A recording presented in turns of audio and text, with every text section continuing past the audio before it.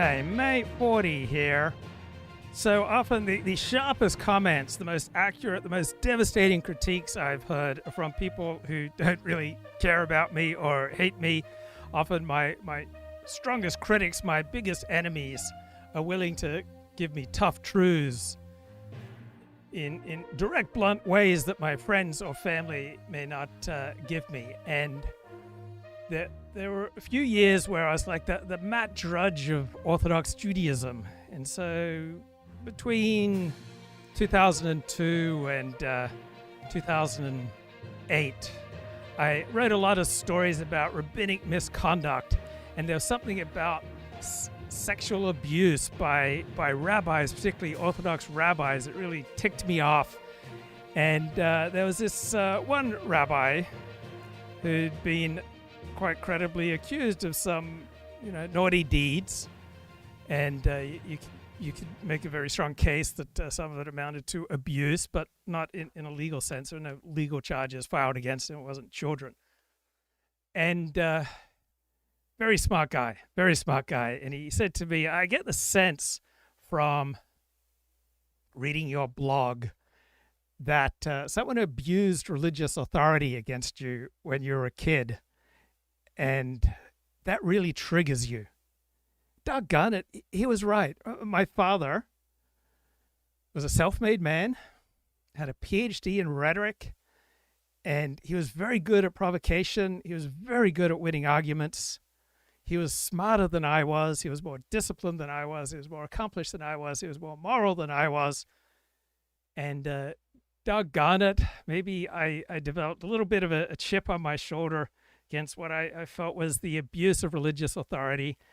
And I don't like, in fact, I may even get triggered when people use moral claims to cloak their selfish interests. It triggers me, bro. And I'm thinking about Dexter Filkins, and he's now a writer for The New Yorker, right? You can't get more prestigious than The New Yorker. And he published a book in 2008 that I loved. It was called The Forever War. And it was just so raw, just so real, just unvarnished truth, man. And this is what I wrote about it in 2008. I can't stop raving about this book. It is mesmerizing. It's hard to put down. This book is horrifying. It's about the American occupation of Iraq. It is gritty. It is real. I can't believe the courage of the man who wrote it. I could never do what he did.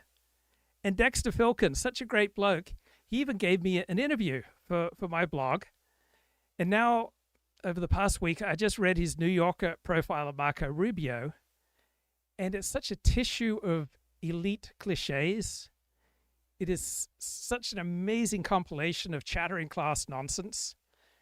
For example, he talks about how the United States has lost its credibility under Donald Trump because Trump has threatened our allies, and he's threatened international norms, and he disregards these standards and these procedures, and he threatens to use military force to take over Greenland, and he threatens to diminish the independence of the Federal Reserve. Is there anything that burns you up more than any threat to the independence of the Federal Reserve, which frequently acts as a globalist institution, which is all well and good. We love our globalists, don't we? But what is so sacred about the Federal Reserve? What is so sacred about the independence of this or that federal agency? Count me skeptical. I know what the sacred is, all right? The sacred is Bondi Beach if you're a fair dinkum Aussie. The sacred is Israel if you're a Jew or someone who holds the Bible or the Jewish state in high esteem. The sacred, right, is the realm of God and holy days and holy places and holy objects. The sacred is the beautiful and the awesome. Driving into Yosemite, for me, that's a sacred experience. Being in Big Sur, sacred experience. And I understand different people have different hero systems, and depending on your hero system, that which is sacred to you, right? International norms,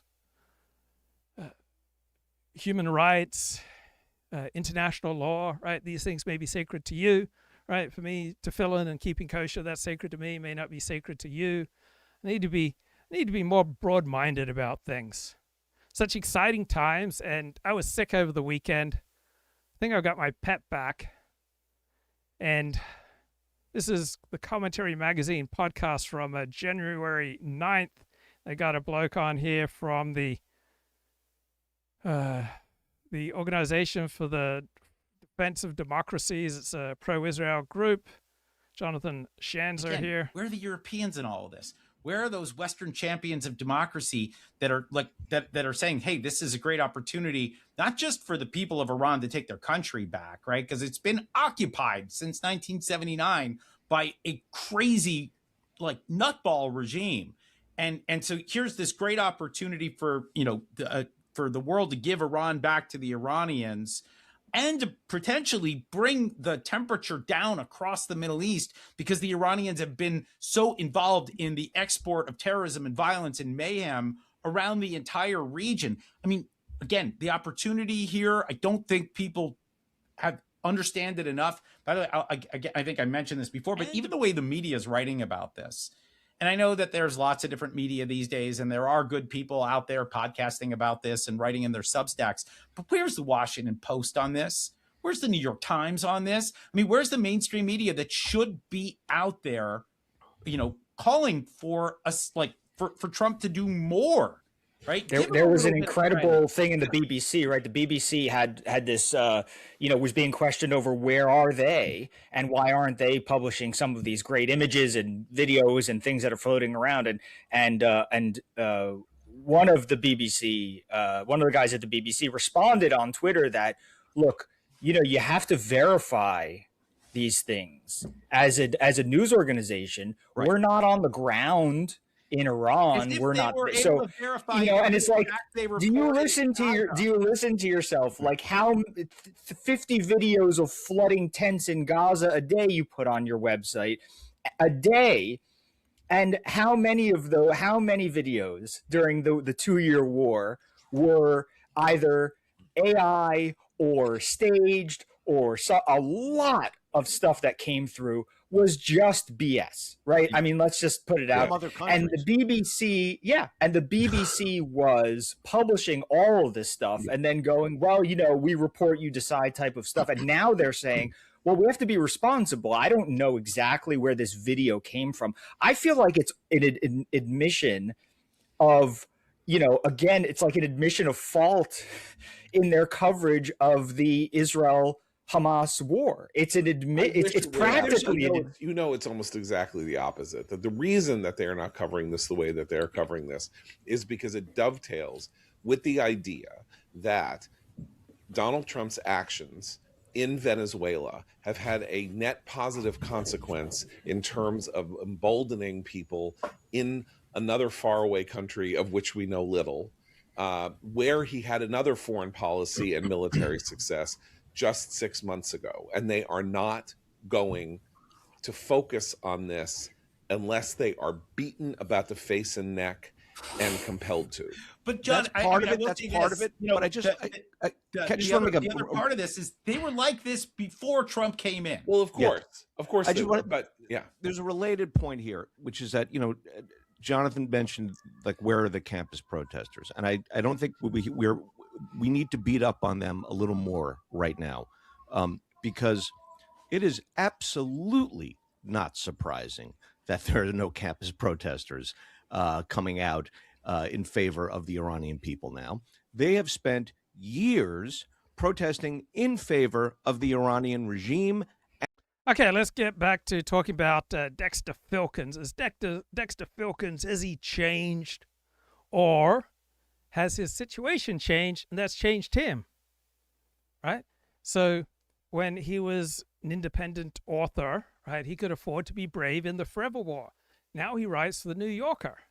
And so he shifted from being real to protecting international norms and institutions and seeking status and protecting his status, right? So 2008, he was truth first, situation first. He was focused on the raw biological reality of war. by 2026, he's become a word fetishist. Now, I love words. My father did a PhD in rhetoric. I read a ton of books. I absolutely love words, love playing with words. I love provoking with words. I love anything you can do with a word that is permitted by the Torah, right? I love to do. And in Hebrew, the word for word is the same word as the word for thing. So words are things, words are real, words matter. Yeah, words are real, words are things, words matter. But I don't find it useful to look at words über alles. I'm not sure that words are more important than every other consideration. So let's say you had an employer and he didn't give you kind words, but he paid you 10% more than an employer who showered you with kind words. Now, I wonder if you're a healthy person, the healthy choice would be to prefer the extra salary and to go without the kind words, right? You shouldn't be willing to give up 10% of your salary for kind words. And I say this knowing in all vulnerability, sometimes kind words have meant, feels like life or death to me, right? Sometimes kind words just meant absolutely everything in the world to me. I've been desperate, I've been vulnerable, I've been down, and a kind word has just completely shifted my mood. But I think if you're a healthy person embedded in just normal level of relations with family, friends, community, you wouldn't sacrifice 10% of your income, let alone more, on the basis of words. Words are nice, but there are a lot of things that are more important. And when I see the veneration given by our elites to words, and words that signal international norms and international law and protect our institutions, I just find it overwrought, and it just seems removed from reality, right? Words seem to be primarily used in status games. And I'm playing a status game right now, right? I want status among a tiny group of people that I respect from doing an insightful show. So I don't do this show primarily for money, right? I don't do this show primarily for giggles, right? I do this show primarily for status among a tiny group of people, right? I don't have a small audience. I have a select audience, right? And you're invited to this special truth-seeking event. So normally a successful live stream, successful podcast, it needs to revolve around building up a tribe. But as soon as you are revving up a tribe, you are putting less priority on truth in the situation. I want to put as my highest priority truth without being self-destructive and antisocial. And I want to be real about the situation. So I don't want to primarily play status games of deception. I want to play a status game of dedication to as much truth as is socially acceptable to say and as the situation permits. Right? I'm not a huge fan of fetishizing the use of word to put your highest priority, these social coordination signals among the credentialed class. Right? In his book, The Forever War, Dexter Filkins was real. He was documenting how the situation incentivized people, dictated behavior. Often the situation is more powerful than you or me or any internal force going on with someone. Right? The heat of the desert, the threat of a sniper will dictate your behavior more than anything else.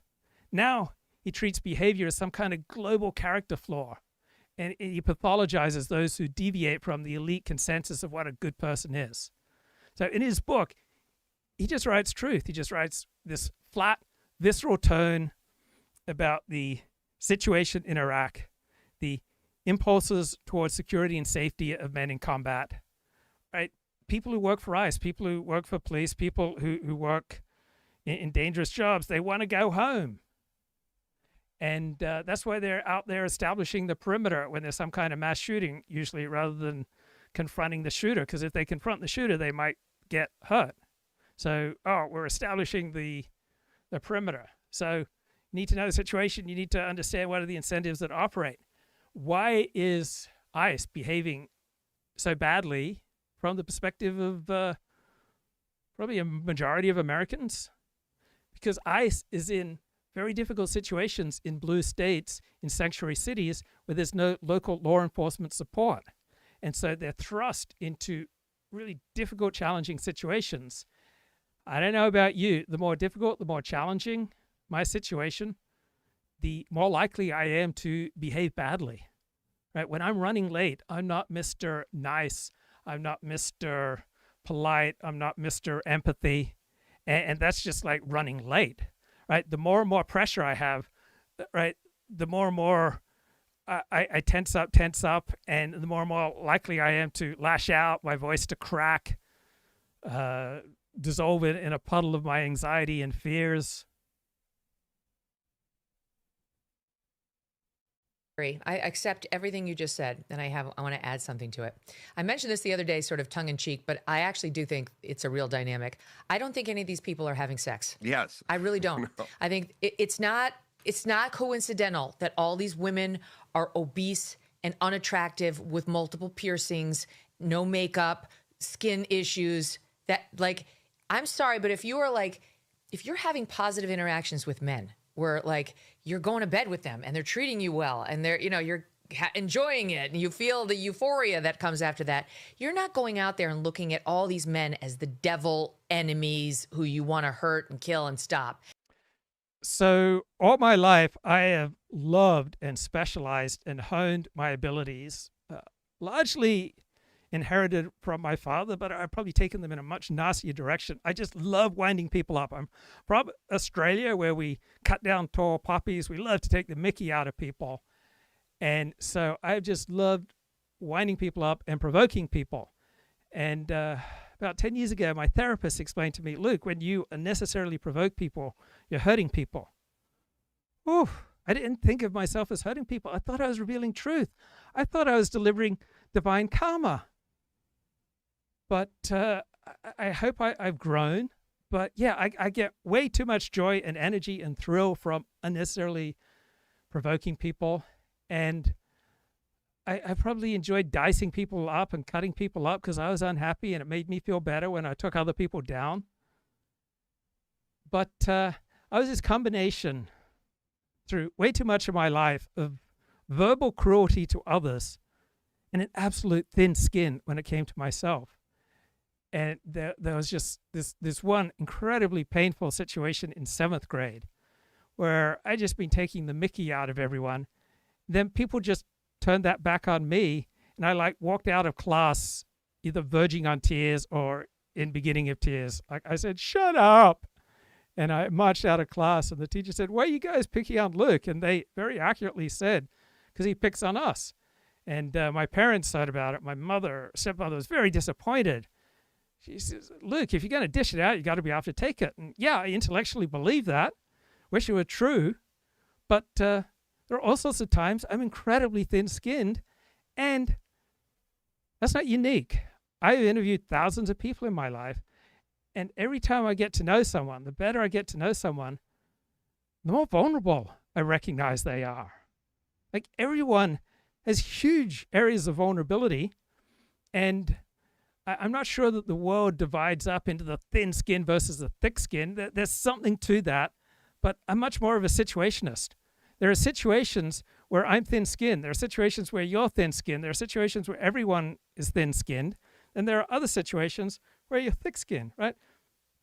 The more secure you are with your family, your friends, your job, your community, your life, right? The more likely you are to be thick-skinned. The more insecure you are, right? The more likely you are to be thin-skinned. If you are having unsuccessful interactions, so people are turning away from you and you feel humiliated, right? You're going to get hyper vulnerable, right? You get reported for HR for a microaggression.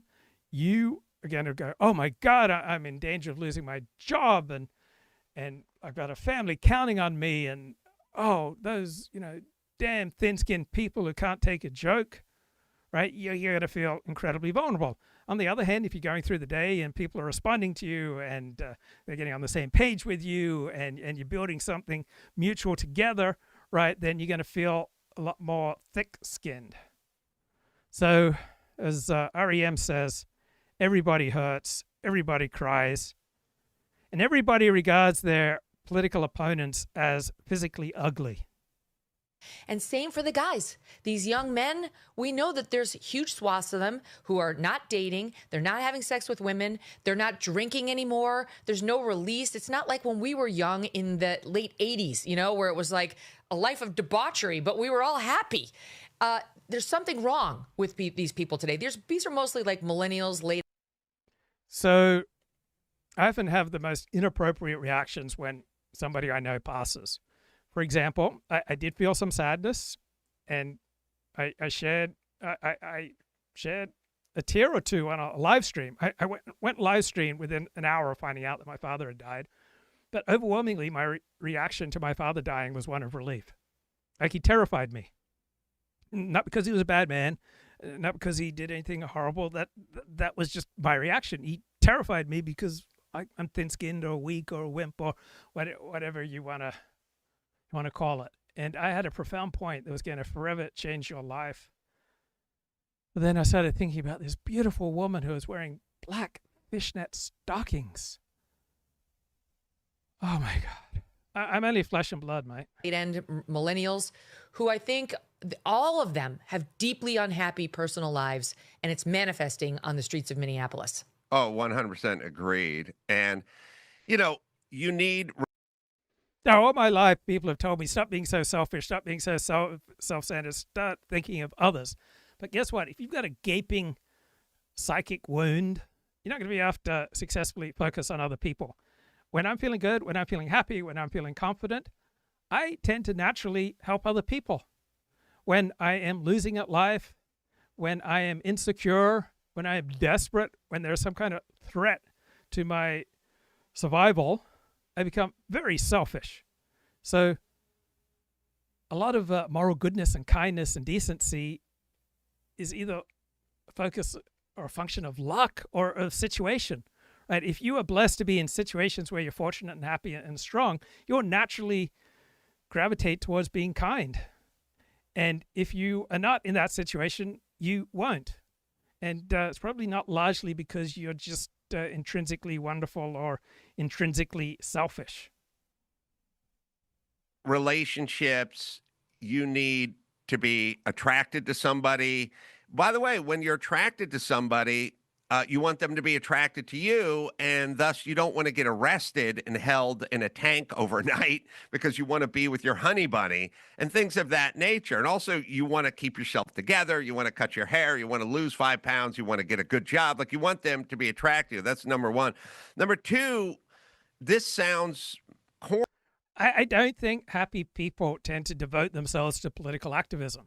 And sometimes political activism is more important than your happiness. So if you're a believer in Zionism, then Theodor Herzl, the founder of modern Zionism, even though his pursuit of Zionism had devastating effects to people close to him, right? You'd say in certain instances that sacrifice is worth it. But in general, I don't think you naturally associate political activism with unhappiness. That's why Mark Halperin had such a profound point in the run-up to the 2024 election. He feared a major mental health crisis on the left because the more you are on the left, the more you tend towards a social constructionist view of reality, that society constructs reality, and therefore what government does has a much more profound effect than just the conservative, traditional, tribal, nationalist, racial approach, which is that what people do is largely a response to their innate incentives or to their tribe. So if you're on the left, you tend to put more of your locus of awareness or locus of happiness, locus of agency outside of yourself. You're much more concerned about racism and sexism, and you're more likely to have leapfrogging loyalties where your primary loyalty is to yourself, but then your next highest loyalty is to oppressed lesbians in Uganda, and then your next highest loyalty is to Somalians in Minnesota, and then your next highest loyalty is to those brave Ukrainians, right? Well, if you're a trad, if you're nationalist, racialist, religious, conservative, you'll most likely have concentric circles of loyalty. So Your loyalty will go from yourself to your family, to your extended family, to your friends and community, to your city, state, nation, and keep spreading outwards. And those will be your priorities. Well, if you're on the left, you'll have much more exciting and perhaps more difficult to predict leapfrogging loyalties, which probably lays you open to more unhappiness, because your happiness is bound up with all sorts of things that you can't control. And I would think that being more trad, your happiness is primarily going to be focused on your family and your tribe. And you're not going to be nearly as worried about Somalians in Minnesota if they're not part of your tribe. Corny, but people used to have hobbies. Like 30-year-old guys were restoring a car in the garage. They had a project. Women had a project. Women did things. They knitted and they sewed and they built tree houses and they gardened and they. I've been getting quite teary of late. I'm not quite sure why, but now I just read a comment by Bob Outberger. It makes me teary. He says, "My father, in most times, is the first and the only call I'll make when I have trouble or have important decisions to make." I envy you, bro. Just like, I guess, is it true that most people have probably more positive feelings towards their parents than negative feelings? I don't understand that trope in movies and books and TV shows about some disconsolate child because their father didn't show up to their birthday party or their play or their sporting event. The last thing I ever wanted as a child was for my parents, or as an adult was for my parents to show up to something that was important to me. All my happy memories from childhood were away from my parents, not because my parents were bad people. That's just my experience of reality. And so when I encounter people who are sad that their parent has died, I am so jealous. Like, I like, what's that like, bro? I mean, that's amazing. And I think one way that life has gotten significantly better since the 60s is that children, and adult children in particular, and parents are more likely to be friends now. That adult children may live quite happily with their parents. I think that's a wonderful development. If your kids become adults and you can develop a friendly relationship, I can only imagine that's fantastic. And I find it so sad. Someone's stuck in a bad marriage, they get divorced, they find love, they find lasting love, but their children from the first marriage ostracize them, can never accept that you found love and joy and happiness in a new spouse. That just strikes me as incredibly sad. And just talking to a friend last night, he said, 40, I wish that you could know the joy of having a family. And I said, bro, I got a family. I got my shul. But of course, my shul would say, 40, you need a family. I've got you, bro. I've got you, babe. We're like physically engaged. And book clubs. Right. They were just engaged with things. And when you're in the middle, if you really think about it, when you're really in the middle of something, like I'll do a lot of remodels. When I'm in the middle of a remodel, that's where I'm at. That's where my head's at. That's where I'm thinking about. That's where my spare time is. And if someone said, hey, let's go out for Gay Lives Matter. Right, Dexter Filkins, right, loved his book, right? He talked about Iraq and Afghanistan. He said, right, the rules of civilization are broken. They're not just broken, they're completely irrelevant, right? He documented the end of civilization, the collapse of norms, like in real time. It was incredibly compelling. Now, in this Marco Rubio profile, he's all mourning the erosion of norms as if these are some kind of sacred physical shield. And he is appalled by Marco Rubio's transactional nature. Look, we're pretty much all transactional. Transactional is evolutionarily adaptive, but you don't want to appear transactional, right? That's probably not an adaptive, rational, self-seeking appearance, right? You don't want to appear to be transactional, but you're going to be transactional. That's going to be an evolutionary adaptation, right? And if you're not, you're going to be less likely to reproduce. right. So now Dexter Filkins doesn't see that Marco Rubio, Secretary of State, his transactional nature, it's not a rational response to a changing situation, right? It's a Faustian bargain, right? He has sold his soul to the devil. And I guess I get triggered by the use of these sacred words and sacred concepts where I don't think they belong. I hear that the Vice President J.D. Vance, that he's transactional and he's an opportunist. Well, we're evolutionarily designed to take advantage of opportunities. Now, you don't want to get a reputation as a gossip. You don't want to get a reputation as a transactionalist. You don't want to get a reputation of being an opportunist. But opportunism is adaptive. Right? Opportunism is being in reality. Now, there are levels of opportunism that are maladaptive. Generally speaking, taking advantage of opportunities is a good thing. Not that I think you should knock over old ladies and take their purses. Right? You shouldn't get women drunk and try to have sex with them. So now in this Marco Rubio profile, Dexter Filkins mourns the erosion of norms. Right? And his prose, right, it has changed from telling the truth. His writings changed from describing the situation into a tissue of elite cliches designed to signal that he now belongs to the elite chattering class. So here he is in his book, and he was a raw realist, a truth teller in the situation. The smell of the dead was everywhere, a sweet, heavy scent that stuck to the back of your throat, right? Here he's focused on biological reality. He's not concerned with his social status. Now, he's turned pompous in this Marco Rubio profile.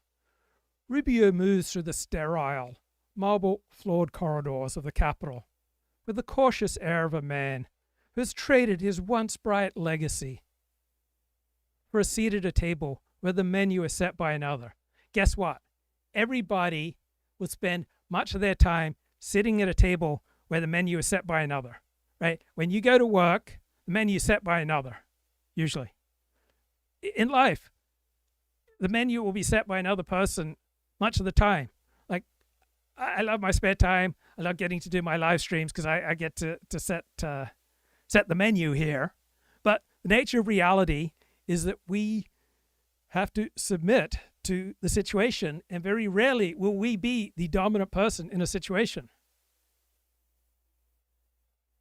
So here, Dexter Filkins uses words to create a particular mood to imply a moral judgment that he cannot prove with just truth and data and reality and situation.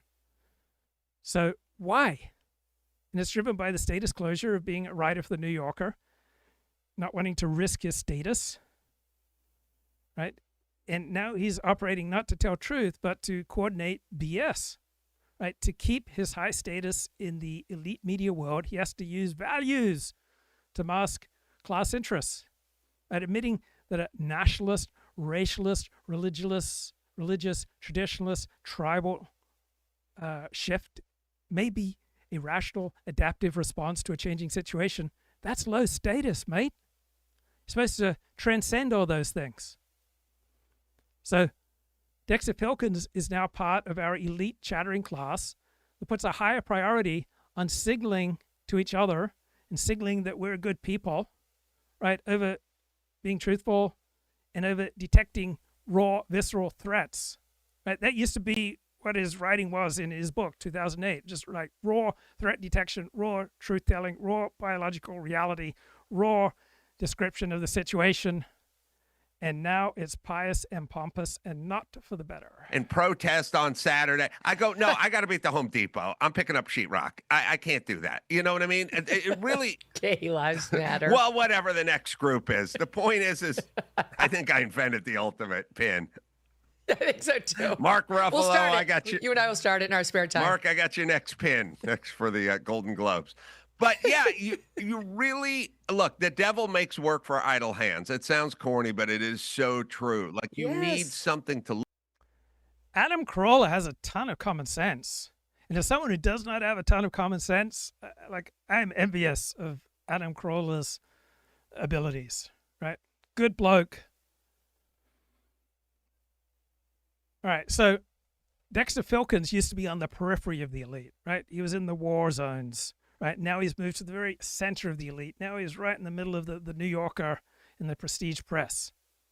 And where he is now, in this situation, right, in this social class, he gets his prestige and his membership from a particular presentation, a particular use of language and claims of moral norms and face and prestige and all the things that, for example, the British Raj clung to before their own cataract of disaster with the dissolution of the British Empire. I am a big fan of this historian, Alan Allport, huge fan of his 2 books on Britain in World War II. Like the latest one is called Advanced Britannia, the epic story of the Second World War.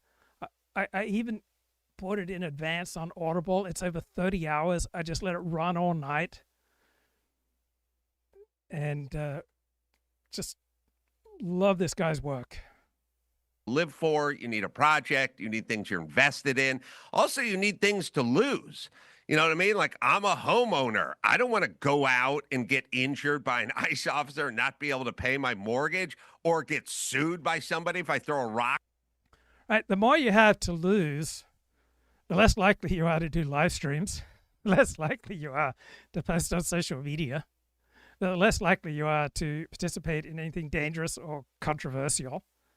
And let's face it, 99% of people who participate in live streams on uncomfortable and controversial topics, it's a self-destructive act, right? If you're earning 6 figures and you go out and read Kevin McDonald's cultural critique and you quit your job to drive for Uber to talk to people about the Jewish question, probably an act of self-destruction. I'm going to go out on a limb there.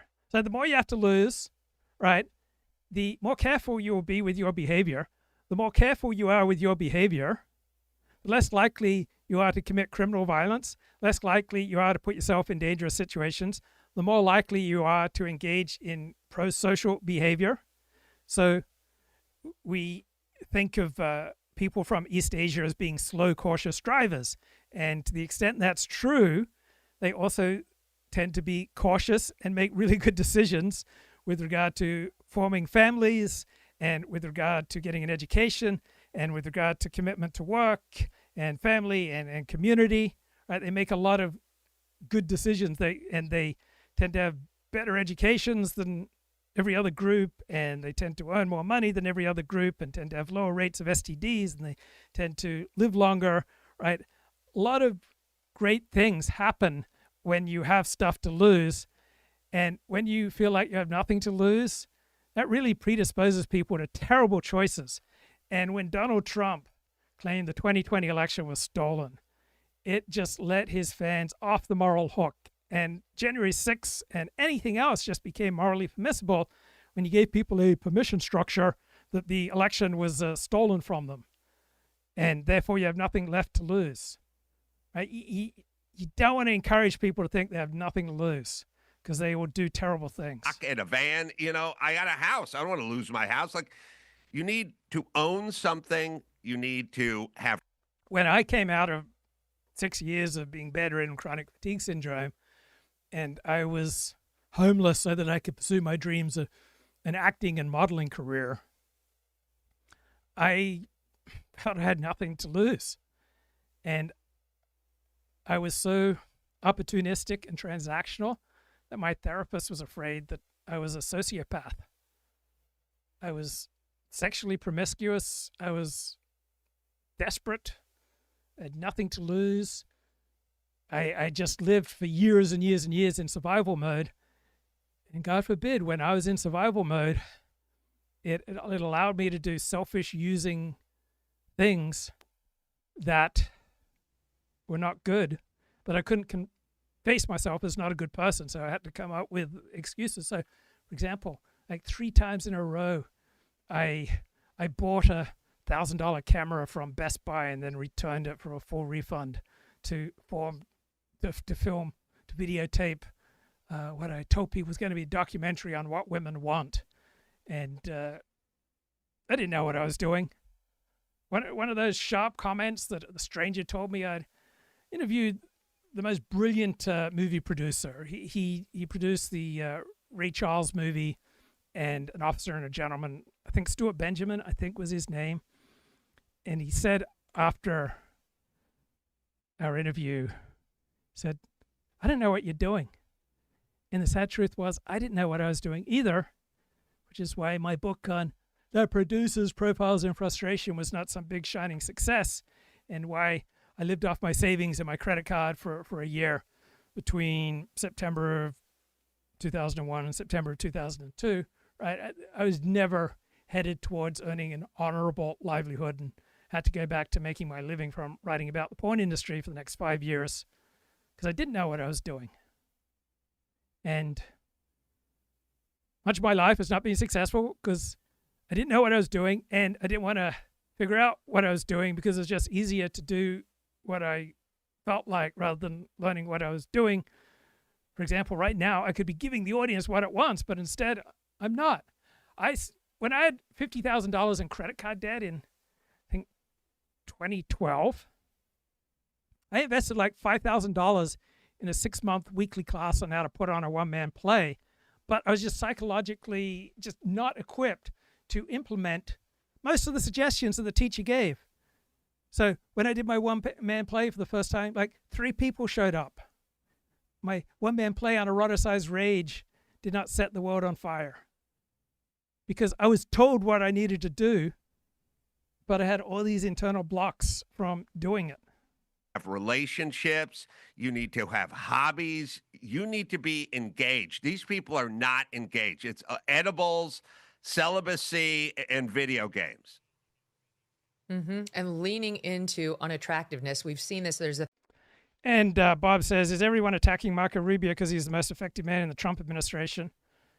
Yeah, right? You're going to have more incentives to attack people who are more famous, more power, more attention, more news coverage,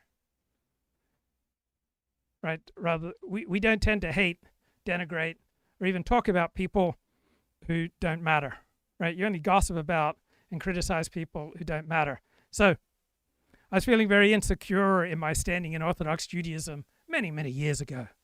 And this professor of Jewish studies said to me, you're a member of the community. And it was in the context of we only gossip about people who we consider a member of our community. And so he was letting me know that people were gossiping about me. I was feeling quite lonely one night, walking down the street on a Friday night, and I ran into like a young couple from my synagogue, and I thought, they should invite me over for a Shabbat meal. And when I ran into them, they said, "Oh, we were just talking about you. Did you know I got on the cover of the Jewish Journal in 2007, and it didn't lead to anything. It didn't give me more hits to my blog. If I tell you that the article was fair, then I'm saying I'm a bad person. If I tell you the article was unfair, I'm telling you that I'm a whiner and a complainer and I can't take it. So I'm just like between a rock and a hard place. I can't have either response. I didn't get any Shabbat invites. I didn't even get coffee out of that cover story, right? Nobody read that and thought, oh, I want to get to know 40. The thing after Trump won, another protest wave, and now here all these women start shaving their heads, which I guarantee you, sisters, is not the answer. No one's life, no female, ever got better after she shaved her head. And it's like they think it's a form of empowerment. Meanwhile, it's like hair is considered very attractive by men. It's something that kind of softens you. Like they're looking to be like hard and nasty and even grosser than they started. I'm going to give you an example of this woman who wants us to believe she's super empathetic, but by the way, she doesn't even know Renee Good's proper name, who's the woman who was killed in that ICE incident after she tried to run him over. Listen to Stop 21. So I shave all my hair off every 6 months, and it bothers people. It just strikes most people as antisocial. But no matter how much people close to me plead with me not to do it, I just keep doing it. And I had a girlfriend with beautiful long hair and some sapphic tendencies that she would intermittently engage in when she wanted to get rid of me. And she would cut her hair short. It really bothered me. And then she'd say, well, you didn't do anything with my long, beautiful hair. She's got the long hair. She's shaving it. And she writes on here, we watched Renee Cook get brutally gunned down by ICE. It's not, and she wrote it. She took the time to write it. We're just watching her with a sad face shave her hair off.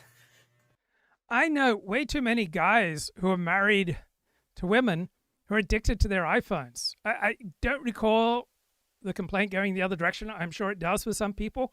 But when I hear about a complaint that my spouse is addicted to the iPhone, just from what I hear, it's always men complaining about their wife being addicted to it. I mean, that would just really hurt me.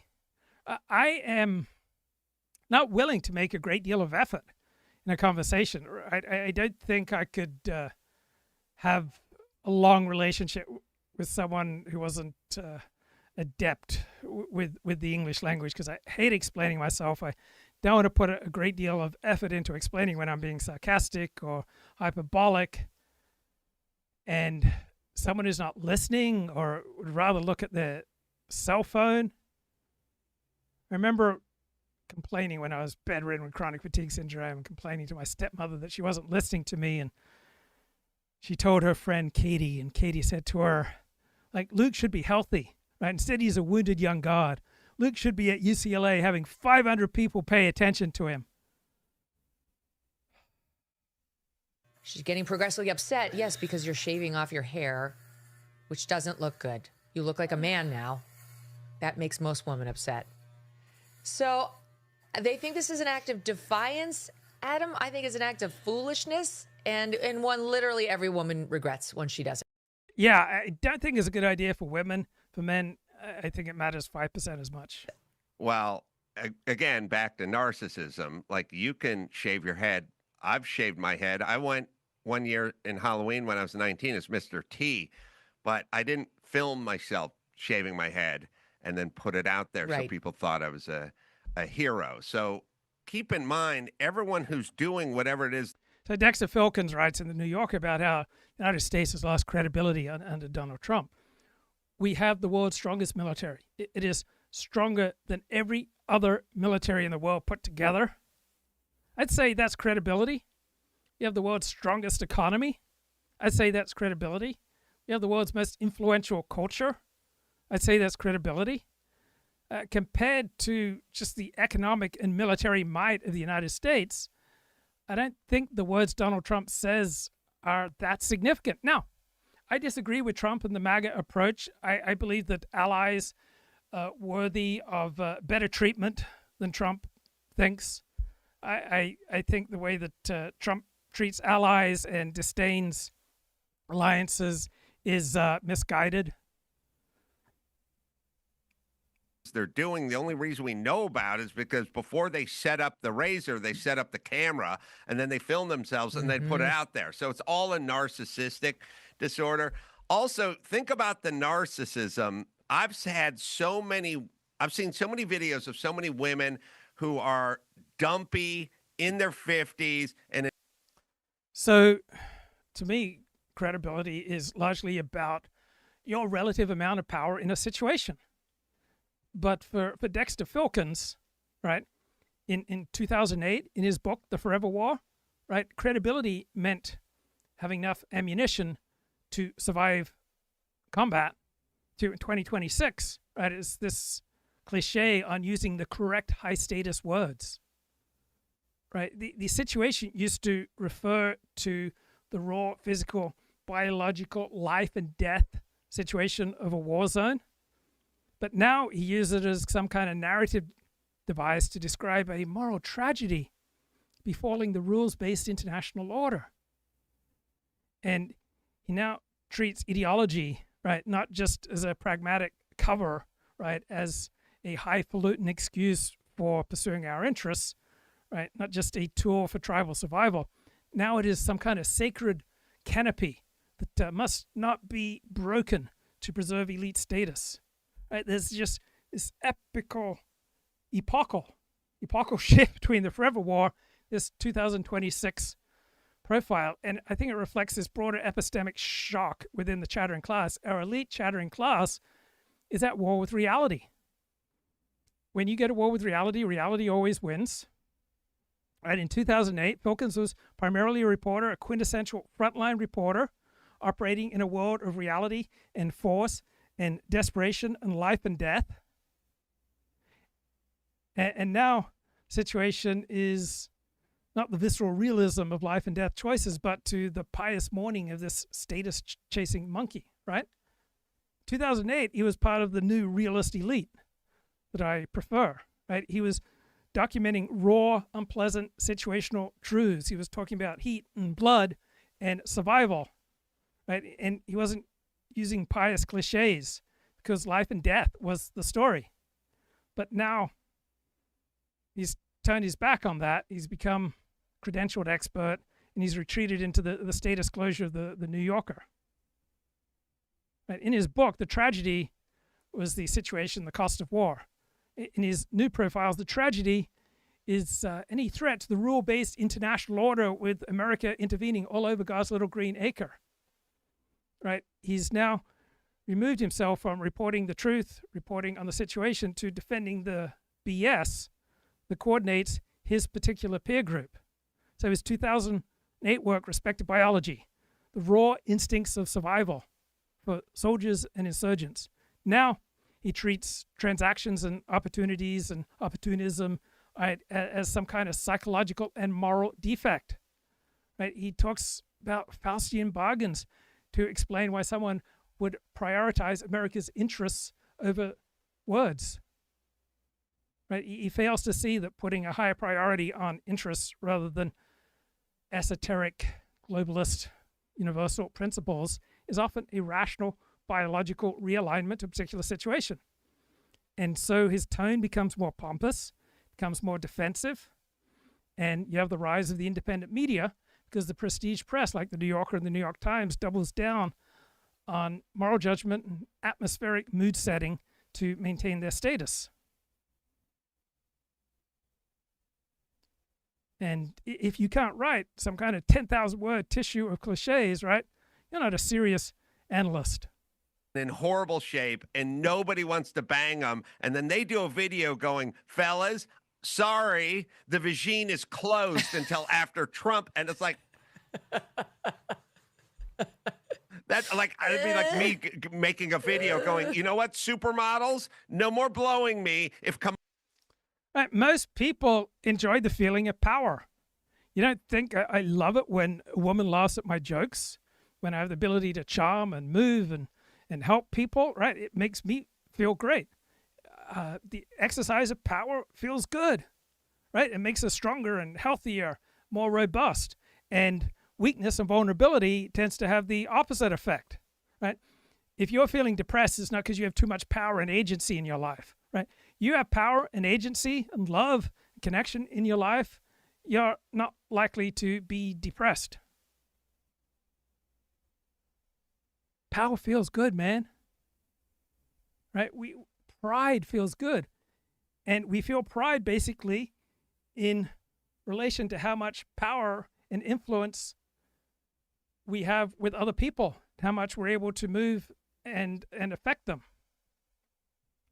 So our chattering class loves to put down those who put a higher priority on things other than words in the international rules-based order and norms, right? So Dexter Filkins now treats the shattered credibility of the blob, the old signals, as the ending of civilization, right? Whereas the people he is profiling is simply looking at a shifting situational incentive, right? He's mourning the loss of the expert consensus, but the rest of the world has moved on to pursuing their own interests, right? This Dexter Filkins' New Yorker profiler, Marco Rubio, is the gold standard for the chattering class, right? The tropes are as predictable as they are beautifully written, right? And so when Dexter takes on Marco Rubio, right, he employs a specific tissue of narrative cliches to signal his high status, right? The once promising arc, right? He begins by invoking the ghosts of the subject's former self. He had a promising arc, right, when he was a globalist and internationalist, when he was a principled young reformer. I would think that pursuing the interests of America, if you're an American statesman, that should be a principle. To me, rational, adaptive pursuit of interest should be a principle. And sometimes it should be a principle that should get a higher priority than esoteric universalist globalist principles that are operating against your self-interest. And now Marco Rubio's falling into a tragic descent from a principled young reformer to a loyalist apparatchik. Right? He just didn't respond to incentives. It wasn't a career move. It's all about his soul, guys. It's all about the shattering of a white, once bright legacy. And my God, he has descended into transactionalism. He's descended into tribalism and nationalism and opportunism. Right? He's descended into reality. And that's a moral failure. It's not a strategic move. It's a moral failure. Right? To call his foreign policy transactional, right? That's a disdainful term. That's right. What you might call for cheap motels that you rent by the hour. Right? Maybe it's not just tawdry transactionalism. Maybe it is the brain finally aligning with its environment. But for Dexter Filkins, it is the erosion of the rules-based order. Kamala Harris is elected, okay? Do you hear that, Claudia Schiffer? Yes. Sorry. Yes. Okay, here is, it's not exactly that woman, but it is somebody who I think claims to be a woman. And this just gives you a window into the mentality of what we're dealing with out there, the ICE agents. Look at SOT 23. I'm going to have to describe this one for the audience. SOT 23 for the listening audience involves, let's watch it. I'm very privileged. I am white. Oh, God. I have a great community, and I have a roof beard, over my head, as well as job security. an actual. So privileged. All right, another cliche in this Dexter Filkins profile. He's operating in the shadow of a con man. Marco now lives under the thumb of a strong man. Right? Marco Rubio once spoke the truth, guys, but now he's been subsumed. Right? I think Marco's never been better. This is my favorite Marco Rubio ever. Right? But Marco Rubio is perpetually adjusting his convictions to fit the gravity of a more powerful sun. Well, we all, if we're adaptive, adjust to reality. I would hope so. Right? Maybe it's not Marco Rubio changing his deepest, most moral convictions. Maybe he is shifting his alliance signals to remain part of the dominant coalition. Politics and government is about power. Why would you not want your side to have power? Right? Government is fundamentally coercive. Why would you not want the powers of coercion on your side? Right? The convictions and the principles were BS. They were coordination signals. They were status plays. And Filkins, like other elite reporters, is famous for finding the anonymous, disgruntled former staffers who speak in these perfect, mournful sentences. I don't recognize him anymore. So I remember in the Jewish Journal's cover story of me in 2007, there were all these, very mournful quotes about me, anonymous, devastating quotes, right? And that way the publication and the author, they get to outsource their moral judgment to these anonymous witnesses who confirm that the good values have been betrayed. Then you get the cinematic scenery as metaphor, right? It mirrors Marco's internal rot, right? It's the heavy, humid air of West Miami. It's the sterile, windowless corridors of the State Department, right? You paint the situation to put down the man, right? To imply destiny, where someone who is rooted in reality, the situationist influenced by a philosopher like John M. Doris in his great book, Lack of Character, would say everything's contingent, right? Everything depends on the situation. So what the elite media labels ideological flexibility is just a highfalutin way saying a person wants power, wants a job, right? That someone is strategically realigning with the current incentives. So chattering class mourn the sunset of neoconservatism, sunset of globalism, right? They're saying the subject's old friends are angry. But if you look with an evolutionary lens, see, this is pretty predictable. When incentives shift, should not be shocked when people's behavior shifts accordingly. I work at a Renaissance festival or a medieval festival. Yeah, of course you do. Varies. But when you spend time in the 12th or 16th centuries, you are escaping reality. So physiognomy may not be destiny, but I feel like I get a pretty good handle on someone from looking at them. And particularly as people get older, what's going on inside of them starts reflecting itself more and more. So if you have all sorts of weird interfering tics or these unnecessary and weird and maladaptive attention patterns, right, it doesn't usually reflect a life that is thriving.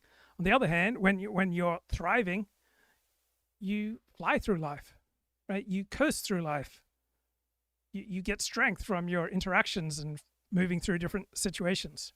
So for Dexter Filkins, the New Yorker, if you join the winning team, you've made a Faustian bargain, right? You've sold your soul to the devil, when really you've acted rationally, as you would expect from coalitional psychology. It's better to have power than not. So we're supposed to feel this great sense of civilizational loss. But I see in Marco Rubio a man who has stopped putting his highest priority on words and instead puts a higher priority on reality and power. So I wondered, what would Dr. Filkins write about my big Sunday live stream show? Perhaps it goes something like this. In the flickering blue glow of a dual monitor setup, far from the mahogany paneled dining rooms of the Upper East Side, the old blogger adjusts his headset with the weary precision of a man who has seen too many car wrecks to believe in the sanctity of a shared value. He speaks into the void of the digital ether, his voice a flat, Australian inflected baritone that bypasses the democratic guardrails of the credentialed media. So for the New Yorker, right, this is a scene of profound cultural fragmentation. It's an erosion of the communal narrative. But to the thousands watching, it is more vital. It is the sound of the BS being scraped away. Here, in the unedited sprawl of a 3-hour Sunday stream, the word fetishism of the chattering class is replaced by the cold evolutionary logic of the situation. It is a world where credibility isn't shattered, it's simply rebuilt on the bedrock of common interest, one data point at a time. And it's hard to build your life around a fantasy that is still deeply enmeshed with reality. And it's jarring. It's jarring to be looking at what we are dealing with in the United States and then to disappear. But by converting to Judaism, many of the funniest critics I've had online called me like a religious tranny, or an ethnic tranny, moving from my former WASP identity to Jewish. So this is a pretty well-trodden path from people, writers who move to higher and higher forms of status and publication. So many begin documenting raw, uncomfortable human incentives and situations and biological reality, but eventually retreat into the incense-scented idyll of elite coordination. Think of George Packer, right? He used to operate as a realist. He used to document the structural collapse of the American canopy. He'd talk about individuals facing very difficult situations. But now his writing is pompous, it's pious. He's lamenting the erosion of norms, some kind of moral tragedy rather than evolutionary or situational realignment. He's transitioned from observing how the rules were irrelevant to a defender of the democratic guardrails that are the bureaucratic status closure for his own tribe. Thomas Friedman used to do more reporting. Now he's totally surrendered to the elite narrative alchemy. He used to have a sharp eye for the cold logic of tribal interests and reality of power. Today, he's like the quintessential word fetishist. Uses these metaphors, flat world or global leadership. They're all propagandistic BS to mask the raw interests of different groups. Right. Now Friedman treats the rule-based international order as a sacred liturgy, right, oblivious to the sensible power of the nationalist movements reshaping the map. So people have been driven by their professional incentives, which increasingly seems to reward value signaling and increasingly punishes blunt talk about interests and uncomfortable realities. To 12th century England. I have felt guilty for working in this industry through all this time, especially when I want to be on the front lines. When I can't physically be on the front lines. I am not just a liability, I am a target because of my size. I'm in better shape for others. I want to be important. She wants to be important. Everyone wants to be important.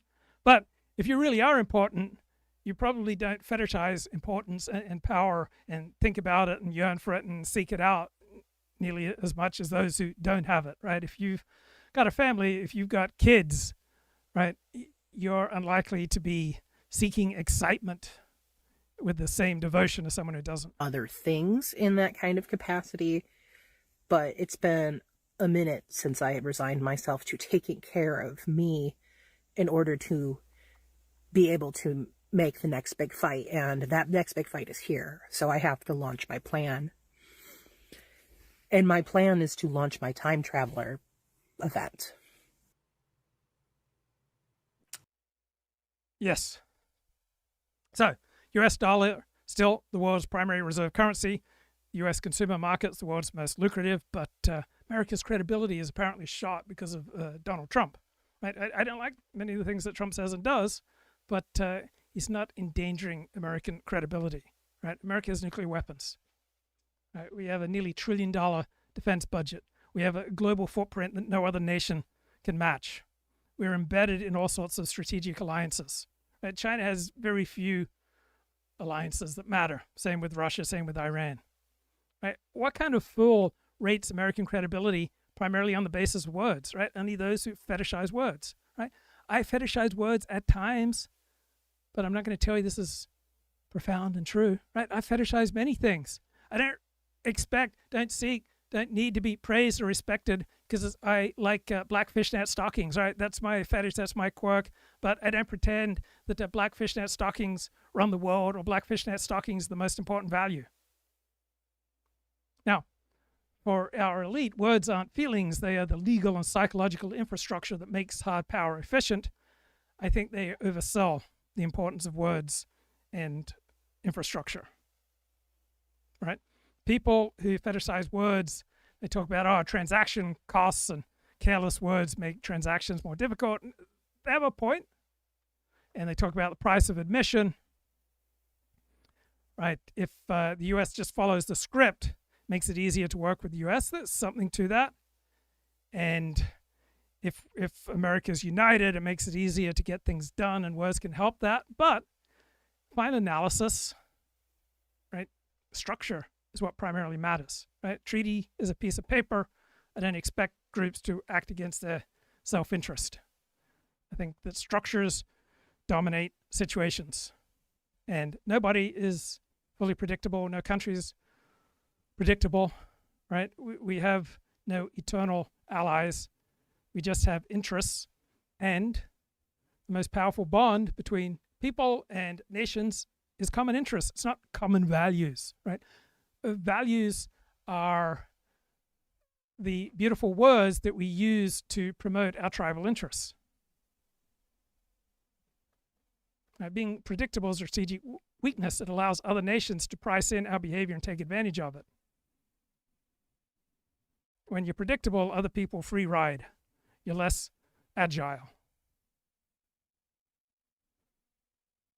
So I like the overall direction of the Trump approach to foreign policy. Just wish he was treating our allies and our alliances a little more carefully. Yeah. Narcissism. Yeah. But also... Yeah. Is it narcissism or is it just mental illness? Like, I think there's a fair amount of just raw mental illness out there. Well, I think mental illness is So what is mental illness? When your mental faculties aren't working in your interest, right? My wrist does everything a wrist should do. To the best of my knowledge, like all of my body works as it should, from my toes to my head to my ears. If my wrist didn't do the things that a wrist was meant to do, right, it would be in a state of injury or impairment. So too, if my mental faculties and internal psychological incentives are not aligned with my own best interest, then there's some kind of illness. Sort of narcissistic, or can just lead to that, which is a sense of grandiosity, right? So you think everyone is hanging on your. So from some theories about attachment, that 2/3 of people have secure attachment, and then 1/3 of people don't, and they come from trauma, and if you come from trauma, right, there are two typical ways you can respond. You can make yourself bigger, or you can make yourself smaller. And so sometimes I make myself bigger than I should be, and other times I make myself smaller than I should be. But either disproportionate response is not adaptive, right? I had a very sharp friend who would kind of call me out when I was being bigger than the situation required, and he recognized that I would put on a performance when I was feeling most insecure. Every syllable. So, thinking you're Napoleon is a mental illness, but it's also grandiosity, but it's also narcissistic. So maybe they all sort of swim in the same pool. Mm-hmm. You know what I was thinking? So one of my favorite books is by the philosopher John M. Doris. It's called Lack of Character, Personality, and Moral Behavior. And his central thesis is that our behavior is frequently determined more by external, often trivial situations than by any robust internal character traits, right? If you're running late, something important, you're not going to behave like a nice person. And so I see our elite and the foreign policy establishment and the word fetishists making what psychologists call the fundamental attribution error, right? Attributing a state's behavior to its internal character, right? Its credibility, honor, right, reliability, rather than the specific pressures of the moment, right? The French weren't defeated by the Germans in 1940 because of a flaw in the French character. It just so happened that the best German troops attacked France, where France was protecting itself with its least effective troops. So the best met the worst, and so the Germans won. If the best German troops had met the best French and English forces, then the Germans wouldn't have won. And with regard to Operation Barbarossa, Germany never had the capability of winning that war. So even if they'd gone all in for taking Moscow or any other strategy, they just never had the force and the power to win that war. So global traits like honesty or reliability throughout our lives, not such a useful frame. Instead, we tend to have local traits. We're honest at the office, but we're dishonest at golf. Our morality tends to be domain specific. We're honest with our spouse, not so honest with competitors in poker, right? Nations don't exist in the abstract, right? Their existence is always balanced against competitors. So our willingness to help a stranger can be changed by very small factors, and a nation will shift its policies often based on very small shifts in inflation or technology. Right? We think people are predictable because we usually see them in the same situations. But when the situation changes, their character vanishes. So this fixation with character-based ethics, virtue ethics, is empirically flawed, and it relies on a model of how we work that it simply is not true. If you want to stay faithful to your spouse, it is more effective to stay out of situations where you're likely to be unfaithful than try to build up your virtue so that you can just handle any situation. And when you recognize how important the situation is, you don't put people on a stage or nations on a pedestal, right? You're not going to hero worship because you recognize that the person or the nation that is heroic in one situation will be less than heroic in a different situation. So instead, for nations and for individuals, we should focus on situation management, try to arrange our situations to encourage what we want. build hard incentives rather than rely on the virtue of our allies, right? And shattering of American credibility is not some moral tragedy. It is an epistemic correction. The world's waking up that the US doesn't have any kind of global character trait of leadership. It has tribal national interests. It has local interests that if it doesn't pursue, it puts its own well-being and safety and prosperity at risk. And those who are shattered by this are those who believe in lies. It's better to believe in truth, right? Nations don't have permanent friends, don't have permanent allies, they have permanent interests, right? When you recognize the importance of interests over values, when you adopt a structuralist view, right? When you recognize the behavior of a state is dictated by its position in the global hierarchy and its needs and vulnerabilities rather than an internal moral code, you are choosing a world of reality. Their only defense would be 2 dog sleds.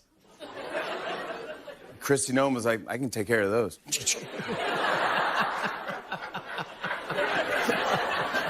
It's interesting because dog sled drivers and Trump's brain doctor both say the same thing, mush, mush.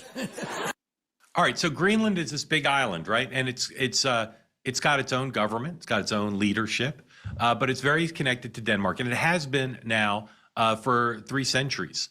It's been different, had a different relationship over the years. It's been a colony back when colonies were allowed. Today, Greenland largely governs itself, but they're dependent on Denmark for a lot of economic aid, for national security protection, and economic subsidies. There's always been talk last decades about eventually there being a path towards independence. But as we'll discuss here in a minute, Greenland really couldn't be an independent country. It's too reliant on the current relationship with Denmark to survive on its own. It's got 56,000 people, okay? 56,000 people. To put that in context, that's how many people live in Burlington, Vermont. That's how many people fit in Dodger Stadium. It is a tiny. So relying on values to save you is a poor choice. Now, those professions where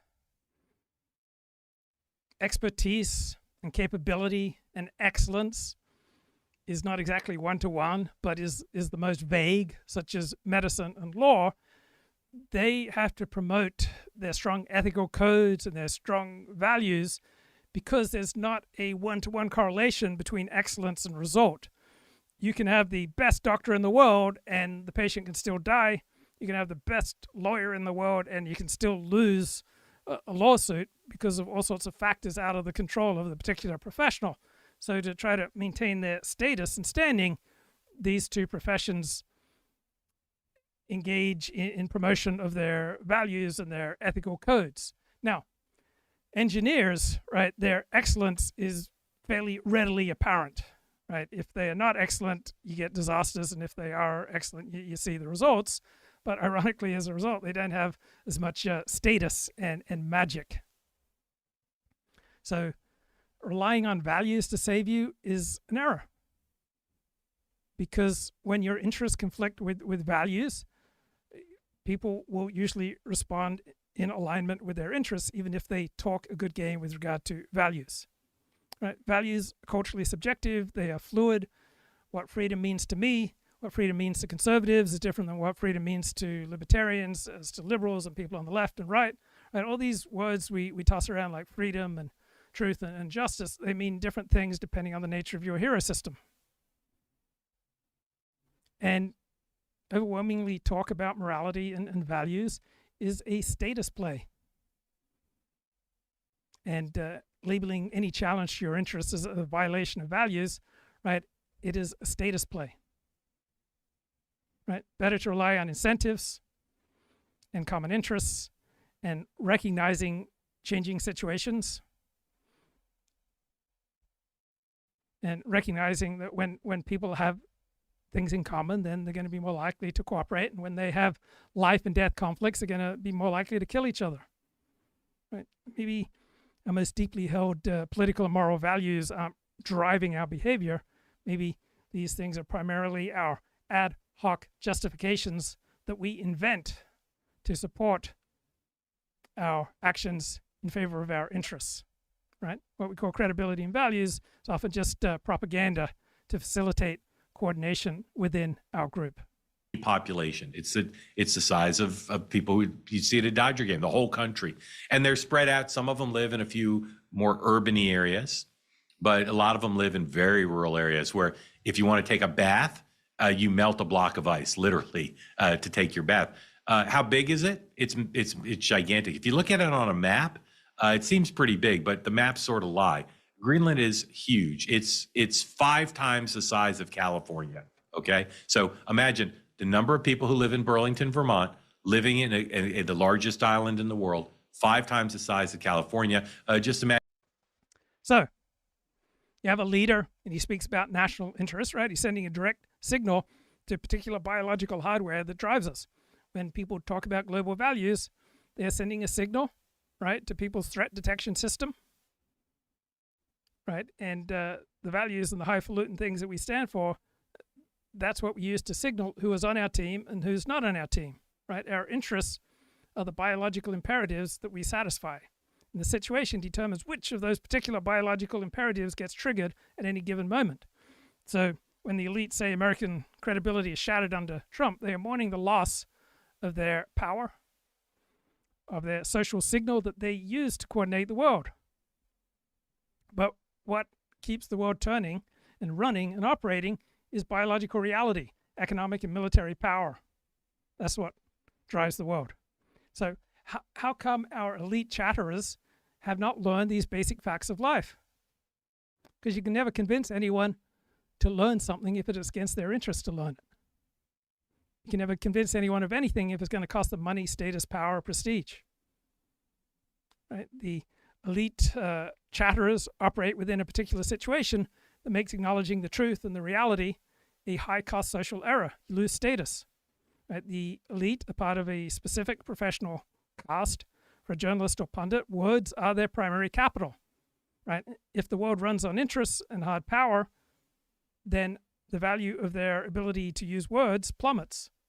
So they have this biological and economic interest in maintaining the fiction that their rhetoric, the norms, the global standing, the international human rights stuff, right? These are the primary drivers of the world. So what type of people succeed in our elite media landscape? Right? Those who don't worry so much about physical security, national security, hard boundaries, people who primarily react to the social signals of their particular class, right? And this elite narrative is just a coordination signal for an elite alliance. And to be part of this respectable alliance, you must speak the language of values. Admitting that politics is based on raw transactional interests is vulgar. It's low status.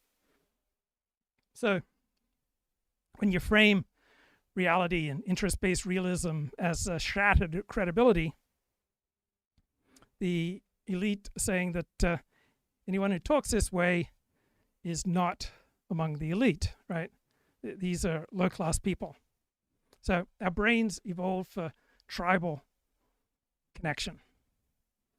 For our elite, their tribe isn't the United States, right? It's other members of their policy community, right? That is their particularly evolved psychology, and they're finely tuned to seek approval from that specific group, just like I seek approval primarily from realists, people who are committed to the truth. In reality, your reputation is often a matter of life and death. So sometimes your reputation depends upon certain circles saying all sorts of things that are simply not true. So it's worth pointing out when people have incentives to say things that are false. So failure to learn is a successful strategy for maintaining status within a group. But while it serves the individual, it makes this elite group of chatterers more disconnected from reality. Right? So our elite commentators are oblivious to reality because they are physically predisposed to prioritize saying things that are not true, to send social signals, and to prioritize their own group cohesion over reality, over the truth. It is strategically, personally costly for them to abandon their rhetoric to embrace truth. The situation that they are in actively reward this high-minded nonsense. Well, blunt truths, right, are punished. So looking at things through a realistic or evolutionary psychology lens is low status because it strips away the intellectual mystery. It removes the moral high ground that justify their role as the world's essential experts. Right? The evolutionary psychology lens is powerful. Anything that does not promote a more adaptive evolutionary reproductive strategy is BS. It's a status play. It's not what people claim it is.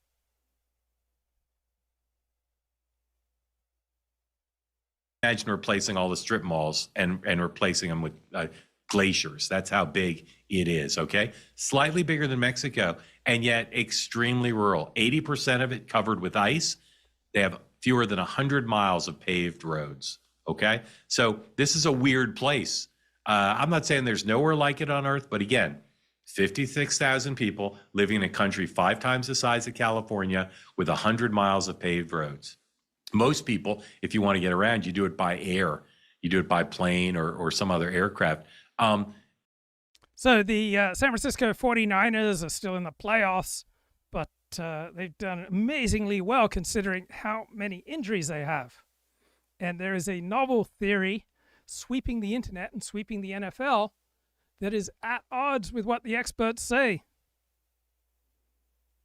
So we have the Washington Post here talking about an injured NFL team, a power substation, and a theory that won't fade, right? We have a viral online theory for the rash of injuries among the San Francisco 49ers, and it is disputed by scientists, but it has the players' attention.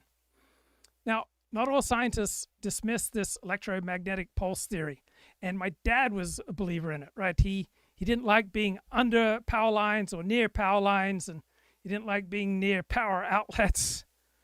Now, I think that his fastidiousness with regard to these things is misplaced.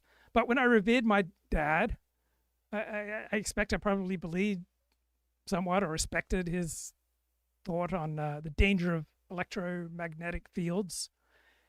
And I revered my father up until the fall of 1988, when I went away to UCLA at age 22. And within few months at UCLA, I went from revering my father to thinking that he was an emotional cripple and a crank. And there are some scientists who don't dismiss this electromagnetic theory. So apparently he couldn't get a grant to study the theory because there are too many steps missing in between, right? So science is no longer something that the gentleman can engage in on his own. It's much more of an industrial process these days. So we have this bloke on X, Peter Cowan, and he's got a long thread here on low frequency electromagnetic field. So press 1 if you think this is a danger. And I'm just trying to keep an open mind here. Low frequency electromagnetic fields can degrade collagen, weaken tendons, cause soft tissue damage at levels that regulators call safe. We have a real world case study proving this. An NFL team whose practice study sits next to a massive electrical substation. Right? The San Francisco 49ers are statistically the most injured team in the NFL over the past decade. None of the usual explanations hold up. And he went to 49er practice fields with a Gauss meter, and they had a lot of electromagnetic stuff going on. And he says this is degrading the collagen integrity in the player's tendons, ligaments, and muscle tendon junctions. The damage is subtle until a routine cut or a block ends in catastrophic rupture. Why hasn't anyone investigated? Well, if you ask an expert, you'd hear these rays are perfectly safe. Right? Federal guidelines only recognize harm when these electromagnetic frequencies cause measurable heating. Right? Crank theory, folk theory.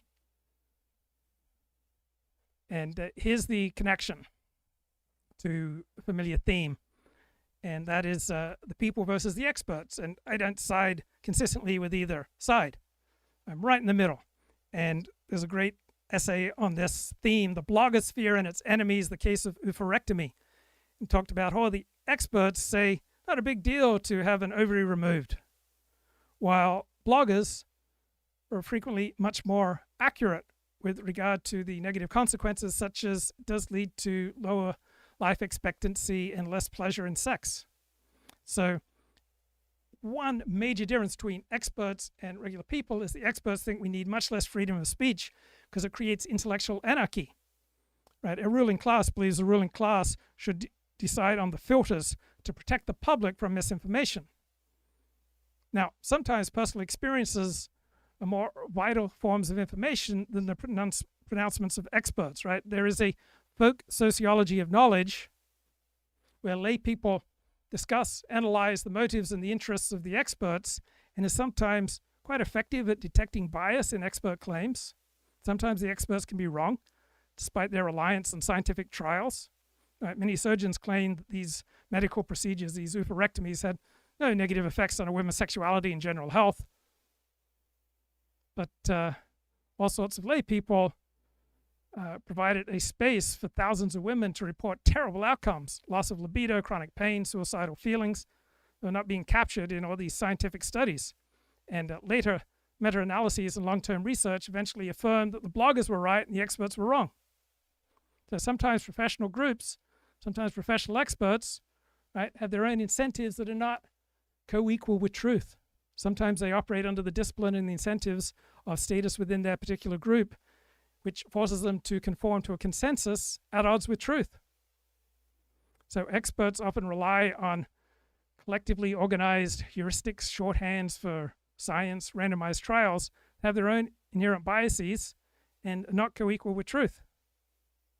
So sometimes the commentary and experiences of regular people is a more important source of truth than expert and scientific claims and peer-reviewed studies. Right?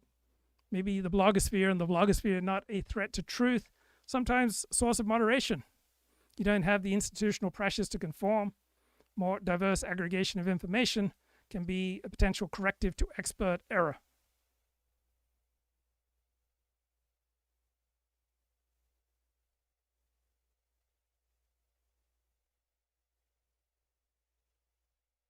It's a beautiful place, and a bunch of news organizations, because it's such an irresistible story, have sent reporters and photographers there. I want to show you a couple pictures. I want to buy one of these houses. I'm not sure how much they cost. Here's A6. This is a picture of Greenland, and they have these very colorful houses, at least in parts of the country. This is like an irresistible shot for a photographer. So there you see these colorful houses. If you're not listening to the podcast, you're watching on YouTube, you can see it. This is like a painting. It's beautiful, snow-covered houses nestled on a hill overlooking the water. Here's the same type of shot. This is the summer though, A7. This is again beautiful. Just a picture book kind of images. Okay, now what kind of place is this? When people think about every country in the world, what do they got? Most every country's got Starbucks, got McDonald's, got Walmart's. So I looked it up. Guess how many they have each of those three. Combined total, Starbucks, McDonald's, and Walmart's on Greenland, 0. They've got other stores, but they don't have those great American brands. They're not even a member of FIFA. They've tried to get into FIFA. So NFL players, they have come to recognize that the interest-driving owners and the doctors selected by their team are not always 100% correlated with their own best interests.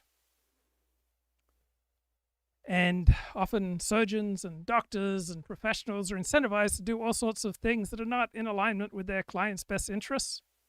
So sometimes we can learn from personal experiences and lay commentary. Right? When you understand what is motivating, incentivizing expertise, right, it can give you a correction.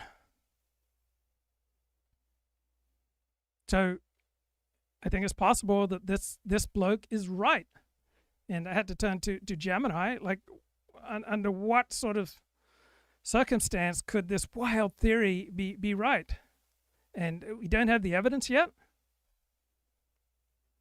but we simply don't know. And if it turns out this bloke is right, what a decrease in mainstream media prestige, what a collapse in expert authority. Right? The elite mainstream media functions as the primary enforcement arm for the expert class. Right? Their status in society would plunge if this guy is right. If podcasters and vloggers provide valuable corrections to the mainstream media coverage, then mainstream media has less importance. Right? The primary value of mainstream media is that it acts as a filter that protects you from wild speech and unfiltered speech and racist speech. But what if this wild speech was more accurate than these vetted reports from the New York Times? Right? Then the justification for these filters would vanish. Right? The media loves to call theories that are not endorsed by experts conspiracies and misinformation. Right? These are tools for status closure. Right? They're protecting the interests of themselves, the experts, the league, the team, the power industry. Sometimes these incentives overshadow their commitment to truth. So people are not just going to lose trust in a single story. They will generalize that distrust of the entire institution. So the mainstream media is wrong here. Right? It's not just NFL player tendons that's on the line. People are going to ask, what else are they wrong about? Many people become radical when they realize the media has been lying to them about something. For example, different groups might have different gifts. Maybe not every individual, every group has identical gifts. So when the mainstream media treats scientific consensus as truth, as an objective fact, and then this is disproved, then mainstream media and the relevant experts lose status, power, and income. And the mainstream media would lose its monopoly on defining reality. They would no longer be the high priests of truth. They'd become just another voice in a large, noisy schoolhouse. And they'd have to constantly compete against the claims of the regular people. FIFA for soccer. They're not even in. So part of why this story is so interesting and so complicated is you've got the relationship between Greenland and Denmark. Then you've got NATO hovering over the whole thing. And then you've got the people of Greenland. And every reporter who goes there finds the same thing. There's some public opinion polling that finds the same thing. There are some amongst the 56,000 who would like a closer relationship with the United States. But every reporter who goes finds roughly the same thing, A13. People there are not super excited to be part of the United States in any way. Here's the headline from the New York Times, quote, "We're not stupid. What Greenlanders would say to Trump, a visit to Greenland reveals a swirl of feelings as people nervously await talks with the Trump administration about the island's future." The New York Times characterizes how people in Greenland feel about Donald Trump's toying with them. It's a word the Times used. And they say there's a kaleidoscope of feelings that swirl in Greenland itself. People are shocked, angry, confused, humiliated, insulted, and most of all scared. None of that sounds happy, right? I read the list when I was reading the story and I thought, well, maybe they'll throw in hopeful or curious. No. Shocked, angry, confused, humiliated, insulted, and most of all scared. Here's a quote from a guy named Canuck Abelson, who says, "I hunt whales and seals. In the United States, they think whales and seals are cute and shouldn't be hunted. That's what I'm afraid of." So that's a particular complaint.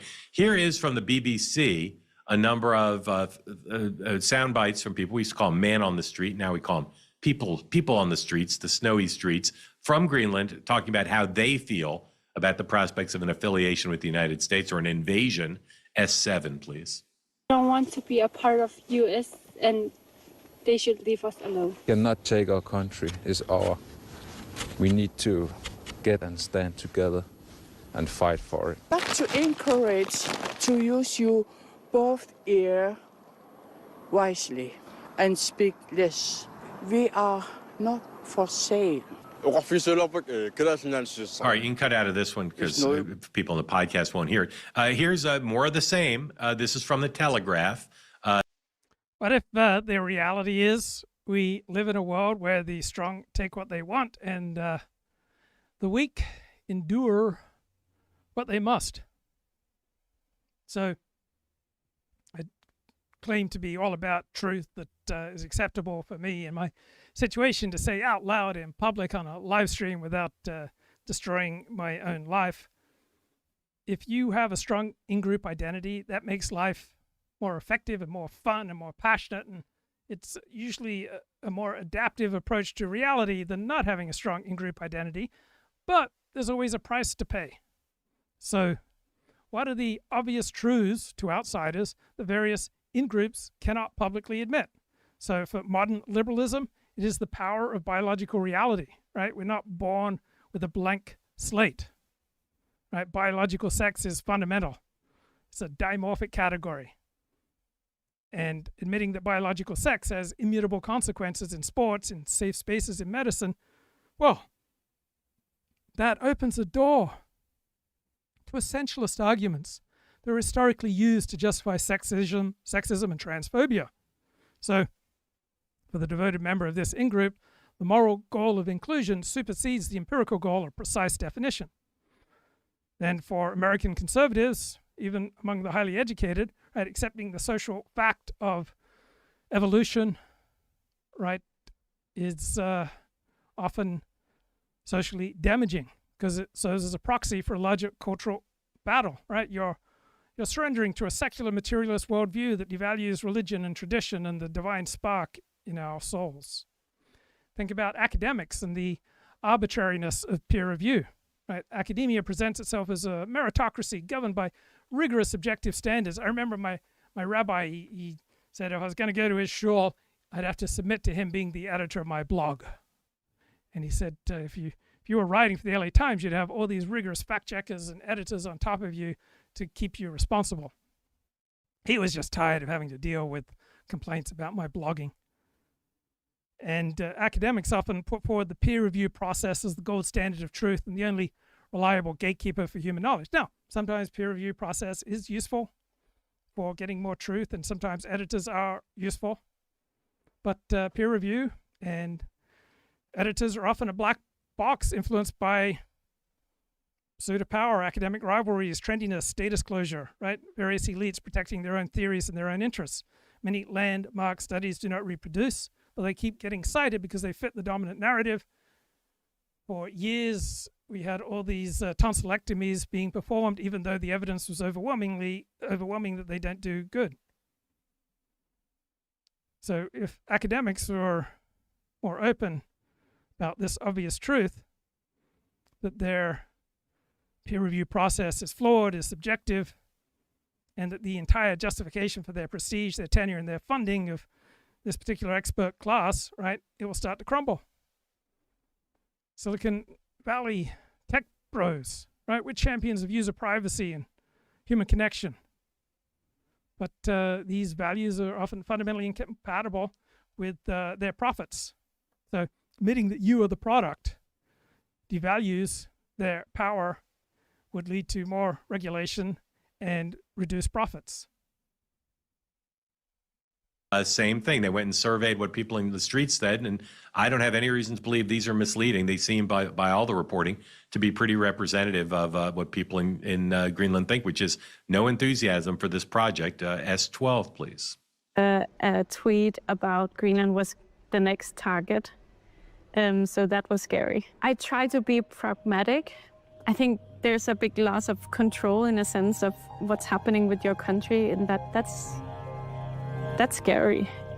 So you think Trump is bluffing when he's saying that, you know, he won't rule out using force to take Greenland? Well, I'm saying that it's just a very unrealistic scenario, and that there would be no need for it. So I don't see it as something that we should take as seriously as a lot of different actors right now are taking it. So it sucks when you feel vulnerable and other people are laughing at you. And it feels good when you feel strong and you notice that other people are weak and vulnerable and seem very serious. So when I'm feeling strong, right, it can feel good for me to laugh and make light of the grim struggles of other people. right? If they're not in my group, if they're not connected to me and the people I love, right? If they're part of an out-group, if it's the Euro elites who are fighting Trump for their survival and for their personal class interests, but using the language of universal morality to cover up their particular desires, right? I can get all smug, I can get haughty, I can come disdainful because I'm just so convinced that no matter how unsuccessful my life, at least I see through the BS because I'm the good guy here, I'm the truth teller, right? There's a special, powerful type of intellectual satisfaction. There's an internal pride in watching people scramble when the polite fictions that they live by collide with reality. So the European elite project is built on the idea the world is governed by norms and treaties and shared values, that we've arrived in an end of history comfort zone. Then Trump comes along, upsets the apple cart, treats sovereign territory just like another commodity, another strategic asset. He's not just making a bid for land. He's ripping the veil off the fact that raw power and geography still matter more than the BS of international etiquette. Right? It feels good to say, I told you so. It feels good when you see all these people who are opposed to you and demean you and disdain you. Now you see their lives are upended because they've been mastering the wrong game. When they have to confront that the rules have changed and the rules that they were supposedly devoted to are just a temporary luxury, right? They've been putting forward the narrative, we are a community of values protected by the liberal world order. Reality, we are a peninsula on the edge of Eurasia, and we forgot how to defend ourselves because we've been free riding on American largesse. We just thought the U.S. would be always there to bail us out.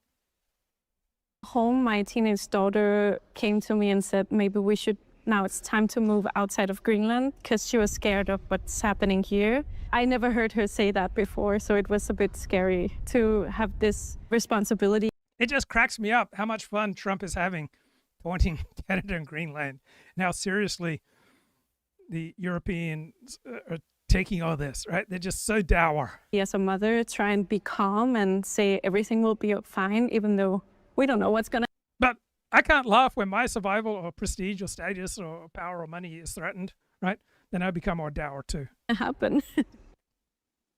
All right, so Europe's against this. The Danes are against it. People in Greenland, and including the government, but the people itself all seem to be against this. The president has emphasized national security, even though there's an American base there already. Even though the current arrangement allows for the United States to expand the military presence, there's a desire for the United States to change the status quo, and as the president has said, to move. And our correspondent in Norway, Bob, says, what Greenland is saying is that Denmark's gibs are better than what America offers. I've not seen any evidence that the Norwegian or European elite has recognized that the rules have changed. It feels good to be right. It's a source of power. It feels good to have pride. Pride feels good. Why does pride feel good? Because it's an evolutionary adaptation that we tend to feel pride according to how much value we can transmit to other people. Right? A beautiful woman can transmit a great deal of value if she simply talks to you or smiles at you. When you see all these grand global moral claims as a status game, when you see this narrative as a form of control and self-interest, when you watch the people who benefit from these pieties panic, it feels good. It feels like cosmic justice, right? It's an acknowledgement and a tribute that you were paying attention to the machinery while they were just admiring the paint job, right? There's a deep feeling, and people like me, I got deep feelings of exhaustion with the status quo and with the lies. Live not by lies, right? We have an elite who've been insulated, condescending, out of touch, and there's a visceral and even a dark satisfaction seeing them humiliated, seeing them forced to deal with the same raw, chaotic reality that all the rest of us have to navigate, right? It's fun to see the end of the lecture that the European elites have been delivering. It's fun to watch the breaking of the bubble. It's fun to see the shift in the power, right? It's a normal, healthy, evolutionarily adaptive human reaction to that sense of triumph when you've been right and your opponents have been wrong. When the elite are touched by the same pressures and the same chaos as everyone else, right? It's about satisfaction seeing the playing field leveled, even if it's a tad brutal, right? There's a difference between looking at a geopolitical map as a theoretical puzzle, living with the reality that your safety and your stability is what's on the table, as it is for regular people, right? When your survival is insecure, you're unlikely to laugh, right? No longer joking about a real estate deal, now recognizing the rules of the international order no longer apply, and everything that I've been taking for granted, right, has been revealed to be a fiction. We have seen a shift from the world of fantasy to the world of policy and power. And it's fun. Greenland's relationship with a bigger country away from Denmark towards the United States. Okay, now what's the status of the place there? I've told you they don't have any Walmarts. I've told you that there's 56,000 people there. Here's what the Wall Street Journal says about Greenland now, and the state of things there. They're very reliant on the Danes for healthcare. They have universal healthcare. They wouldn't get that necessarily if they broke up with Denmark and affiliated with the United States. And the current economy, I got to tell you, folks, I would say it's screwed up. It's not thriving, okay? It's a slow-growing economy, the Wall Street Journal says, heavily reliant on the $1 billion a year they get from Denmark. And they are big into the export of shellfish, seafood, okay? A lot of shrimp. Interesting. I never would have thought about this as a basis for an economy. A lot of it's based on selling shrimp. Looking for the number here. Their exports of shrimp. Yeah, here it is. Seafood exports. 98% of the exports from Greenland are from seafood, and they've got a problem because of global warming. So, what do you think the average IQ of Greenland is? It's a pretty respectable 98. So why do we have this common trope that the other side in politics is ugly? We have Adam Carolla and Megyn Kelly talking about how ugly the anti-ICE protesters are. We have Naomi Wolf, who advised presidential candidate Al Gore on how to appeal to men more effectively in the 2000 election. Now she's made a switch in the political spectrum due to COVID. She says, I've seen enough videos of the faces of liberal white women in conflict with ICE to know what is up. Liberal men, disproportionately estronized, physically passive, submissive due to work, gender, hectoring, or porn addiction. White liberal women are disproportionately sexually frustrated. Policing others, as in the pandemic, was an outlet for them, but it was not nearly enough. Yes, I remember the male-female expert on Dennis Prager's show, Alison Armstrong, talked about how women were enjoying the pandemic because it's one of those areas of life where women typically know a lot more than men, and provided drama, and it gave them a sense of agency and importance, and that they were vital. And now Naomi says, smiles you see on their faces say it all. White women long for all-out combat with ICE, combat with men who tend to be strong, confident, masculine men, because that conflict is a form of physical release. They long for kinetic battle, and this is going to get uglier. Now, is there an empirical way to assess her claims? Not so easy. But people love this type of analysis. Remember George Carlin in the 1990s, or 1980s, said, why is it the people are against abortion the people you at least want to have sex with in the first place, right? There's balance in nature. And it used to be that this critique of the other side was ugly. Used to primarily come from the liberal left. You had the Authoritarian Personality book by Theodore Adorno, published in 1950. Conservatism, not just a different set of ideas, it was a psychological disorder. It's all about repressed sexuality. Right-wing types are cold and rigid. They're repressing their natural impulses. You had the psychoanalytic left with Wilhelm Reich. Talked about how fascism is the result of unsatisfied sexual longing of the masses. Richard Hofstadter, the paranoid style in American politics, right?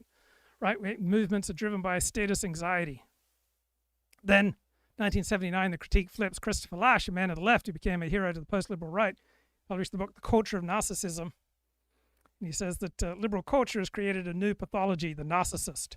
So modern liberated people are not free. They have become infantile, dependent on experts, obsessed with their own authenticity because they lack deep, authentic communal connection.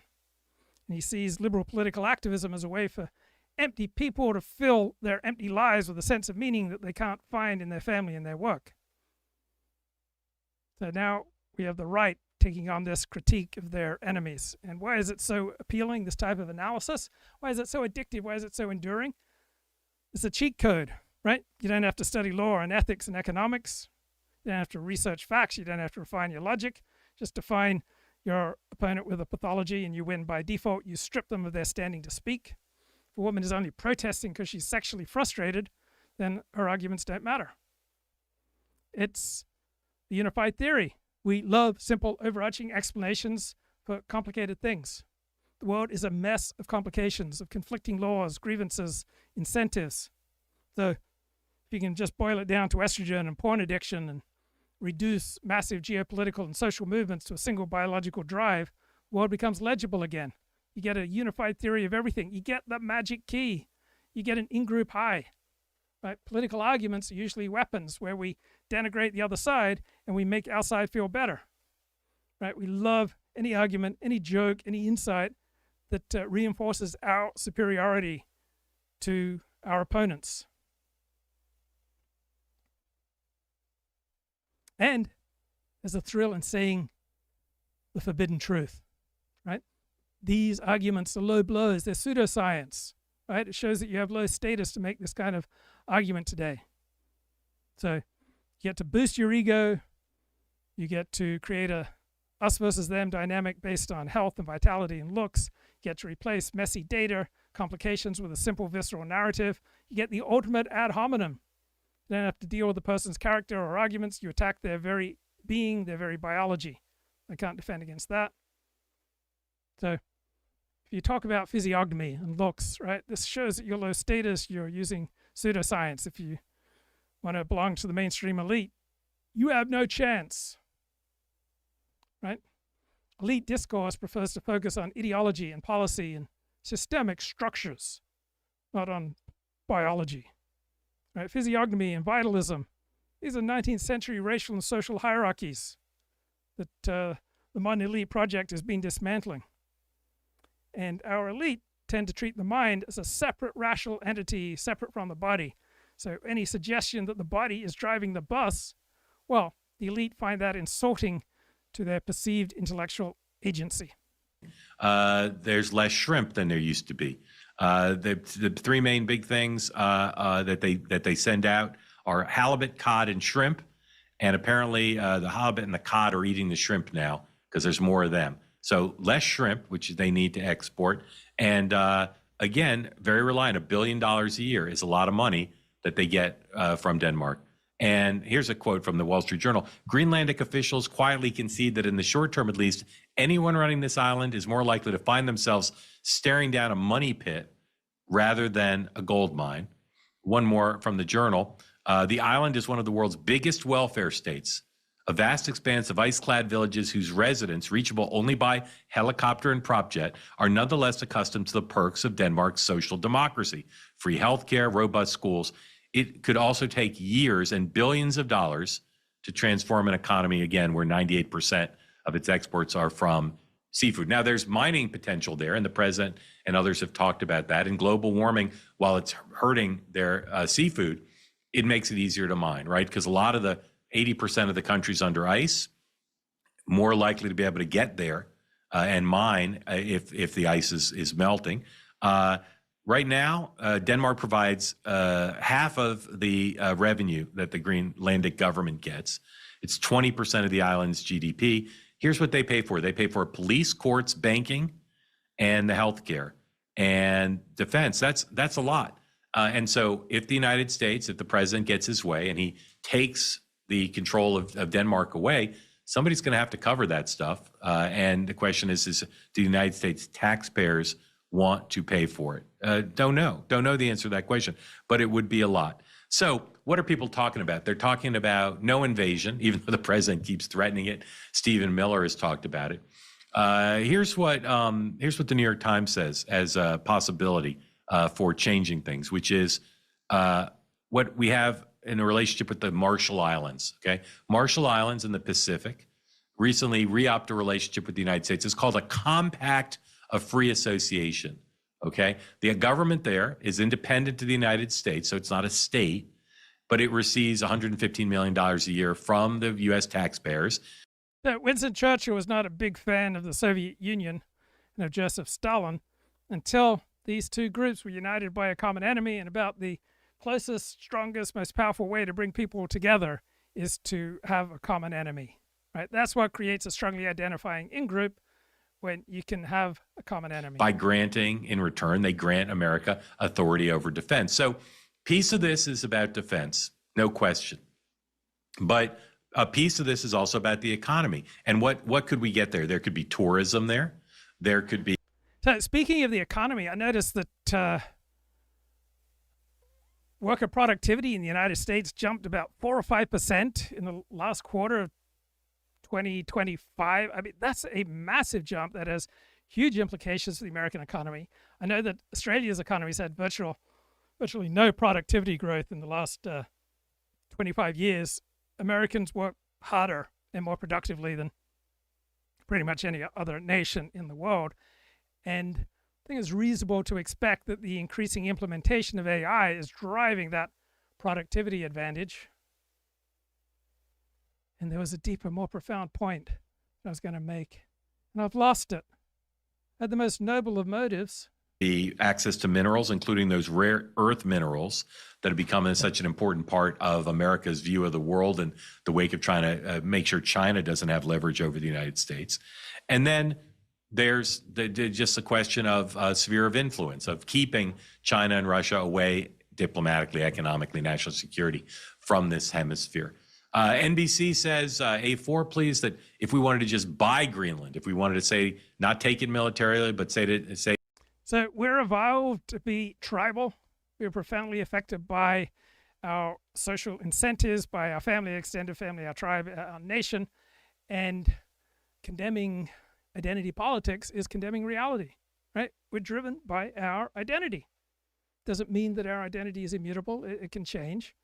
And you will develop a strongly identifying in-group identity if you have an enemy. So my more shallow friends dismiss victimhood as weak and unworthy.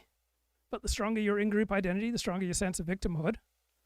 And the only exceptions are insignificant, right? You can find a few individual exceptions to this theory, but it's by weirdos like me making a status play, right? In the real world, group cohesion builds on the fires of shared grievance, shared anger, and perceived external threat.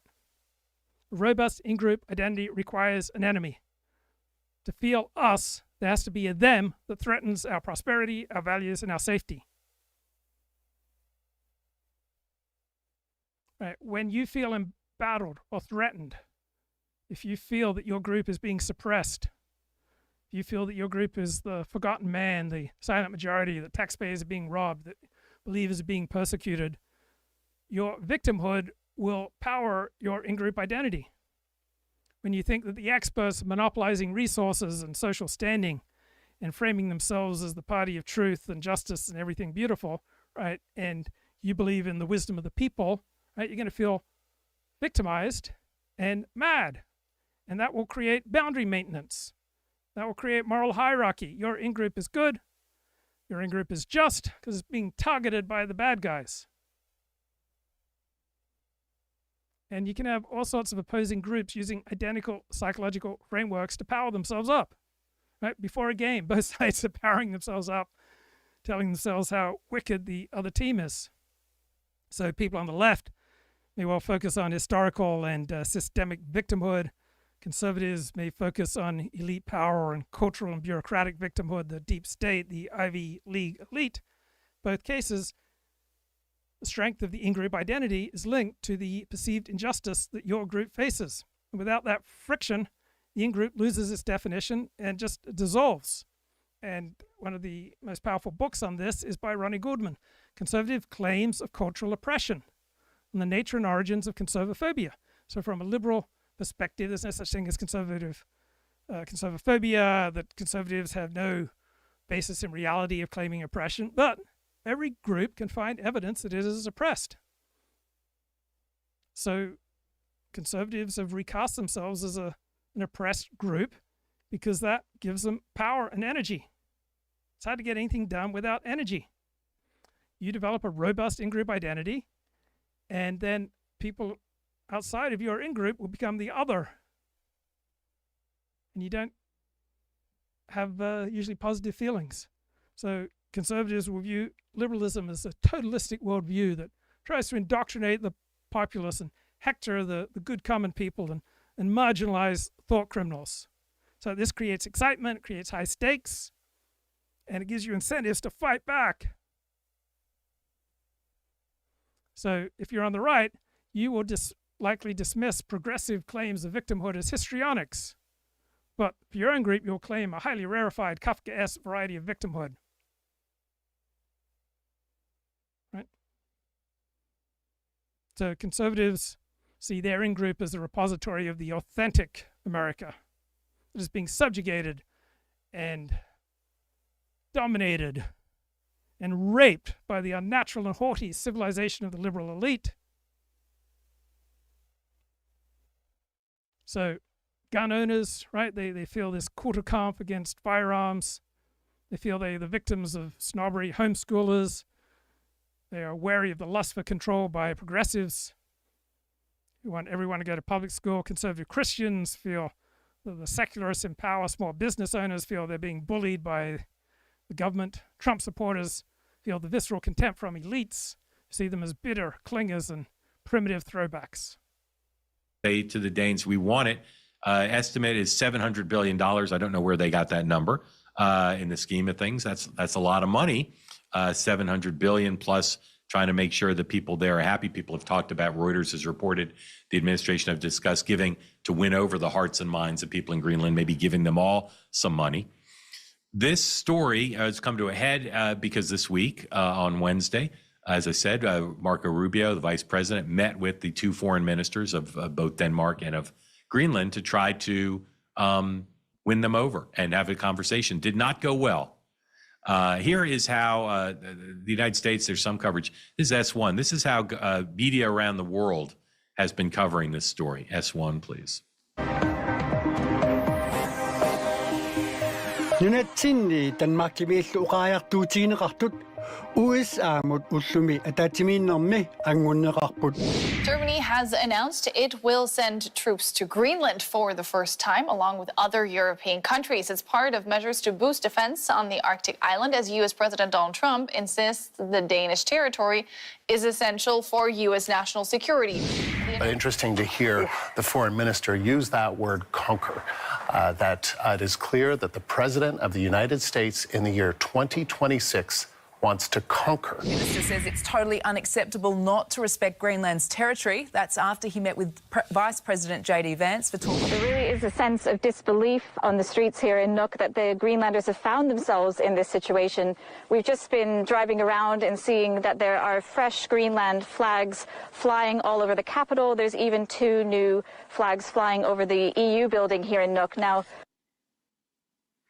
so great interest around the world in this. It's a compelling story. It's an only Donald Trump story, right? Other presidents have talked about wanting more control over Greenland, and this is not a new concept. But Donald Trump threatening military action, Donald Trump basically saying my way or the highway, gotten a lot of attention. So this meeting on Wednesday at the White House, the foreign ministers, it was sad, I have to say. The two foreign ministers came out of the meeting, and here's the headline first about the meeting from the New York Times. Where's that about the meeting? All right, New York Post.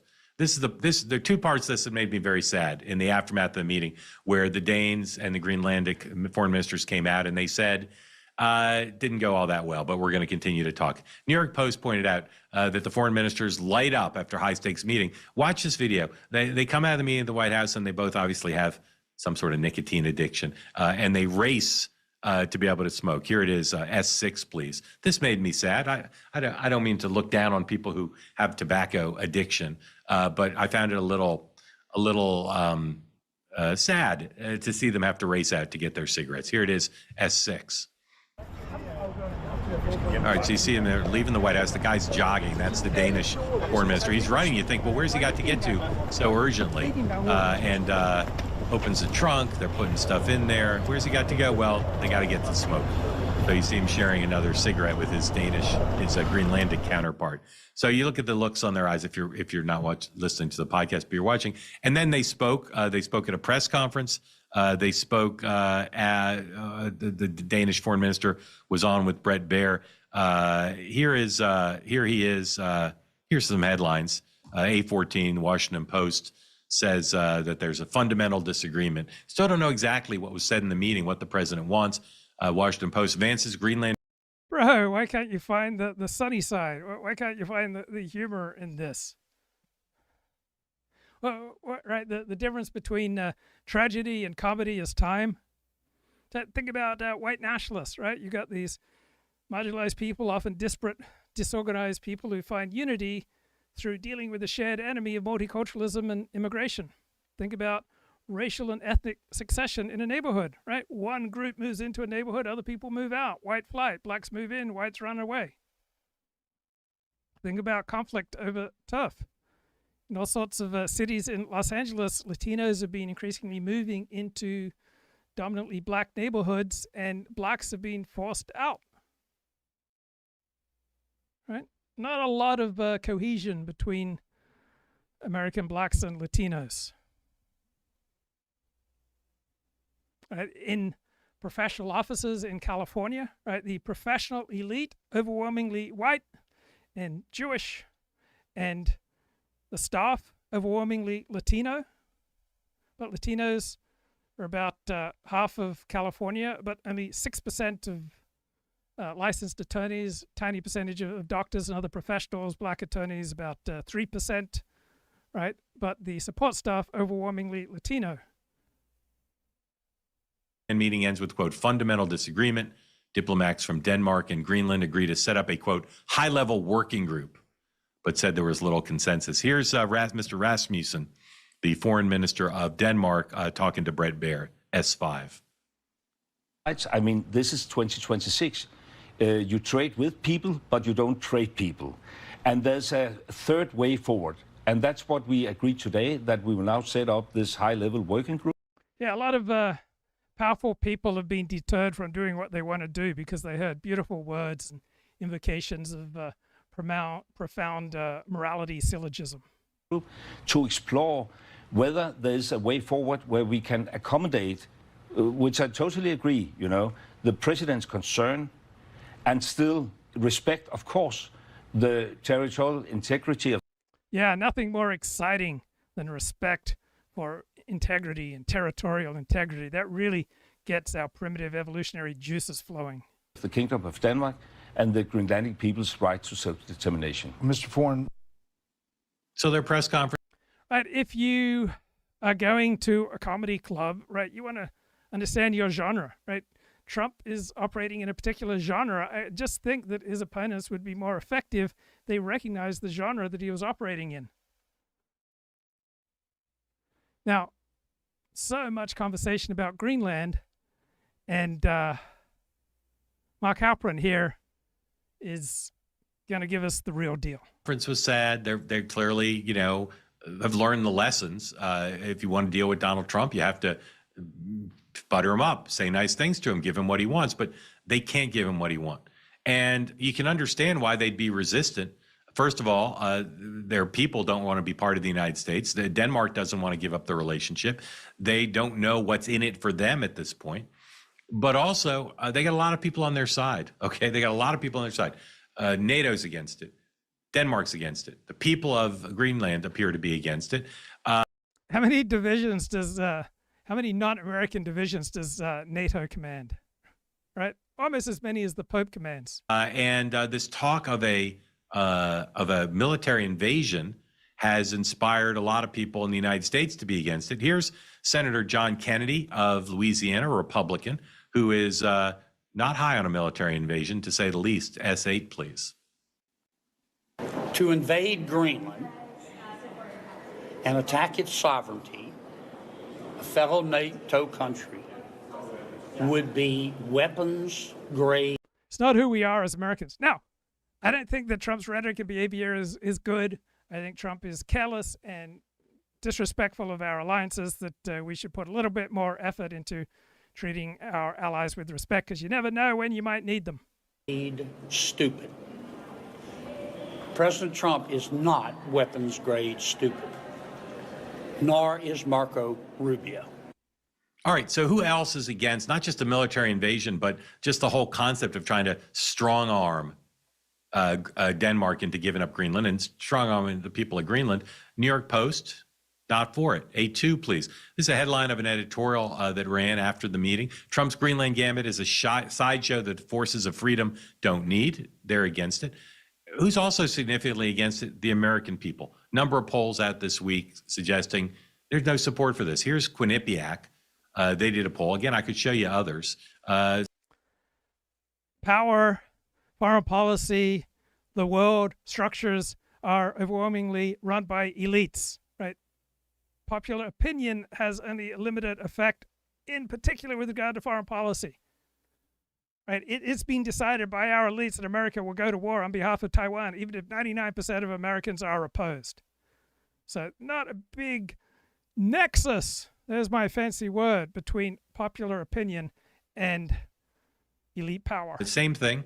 In the wake of the discussions about the United States trying to either buy Greenland or use military force to take control, here's what the voters in their polls say. 86-9 said they oppose the United States trying to take Greenland by military force. So here you have the president saying we might use military force, and 9% are for it, 9% of the whole country. And then... So just imagine all the staff at work. They have this very strong opinion, but the person who signs their check, he has a different opinion. So who do you think is going to win? Right? To the victor, to the powerful, usually go the spoils. The question of should the United States buy Greenland? Only 37% are for it, 55 against. Again, in our divided country, 55 is a landslide, and a lot of that's independents. Democrats, very much. I remember I had a friend who used to be a Christian clergyman, and then he left the clergy, and we would talk on Saturday mornings about secular biblical criticism. And I was very lonely at the time, so I was really grateful for his friendship. And one day he said to me that his main argument against male-on-male homosexuality, that he found it aesthetically displeasing. And Glib Medley says, it is aesthetically irksome that such a tiny nation like Denmark rules this great landmass of Greenland. Very much against. Republicans more for it, but independents breaking against the president's point of view. So where does that leave us?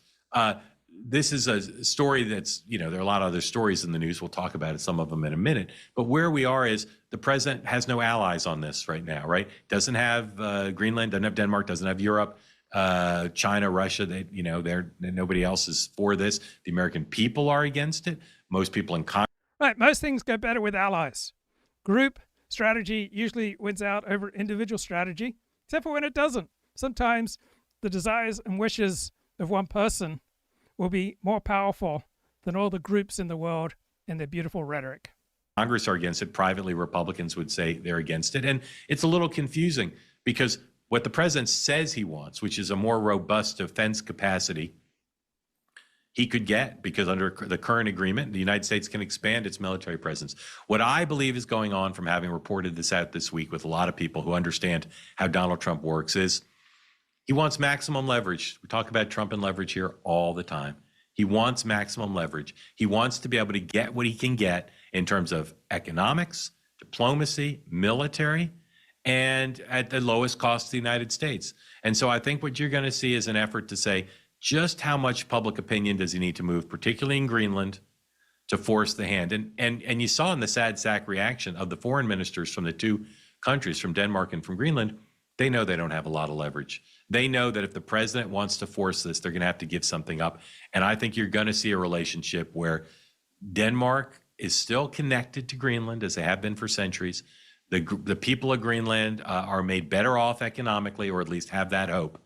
And the president gets what he wanted in the first term and other presidents have wanted, which is big access where he doesn't have to check with the Danes, doesn't have to pass anything through the legislature there. If the United States wants something there in terms of rare earth minerals, in terms of military, in terms of sphere of influence and the economy, the United States can get it. That's what he's going for. And he's got a lot of leverage. These threats. Right. Good, strong, solid analysis there from Mark Halperin. Now, my dad went up against the expert consensus in the Seventh-day Adventist Church, or at least the hierarchy, the administrative power in the Seventh-day Adventist Church. So what was the fallout from Desmond Ford's controversial theology? Some meals that nourish both body. So the Lord had specifically impressed our hearts that we are nearing the final crisis and that he wants a people prepared. And the quotation that really sparks us or moved us is in Manuscript Releases, Volume 1, 2-8, which I believe is our mission. Not only us, I believe that. So this is fallout from Desmond Ford's controversial theology, the Desmond Ford effect.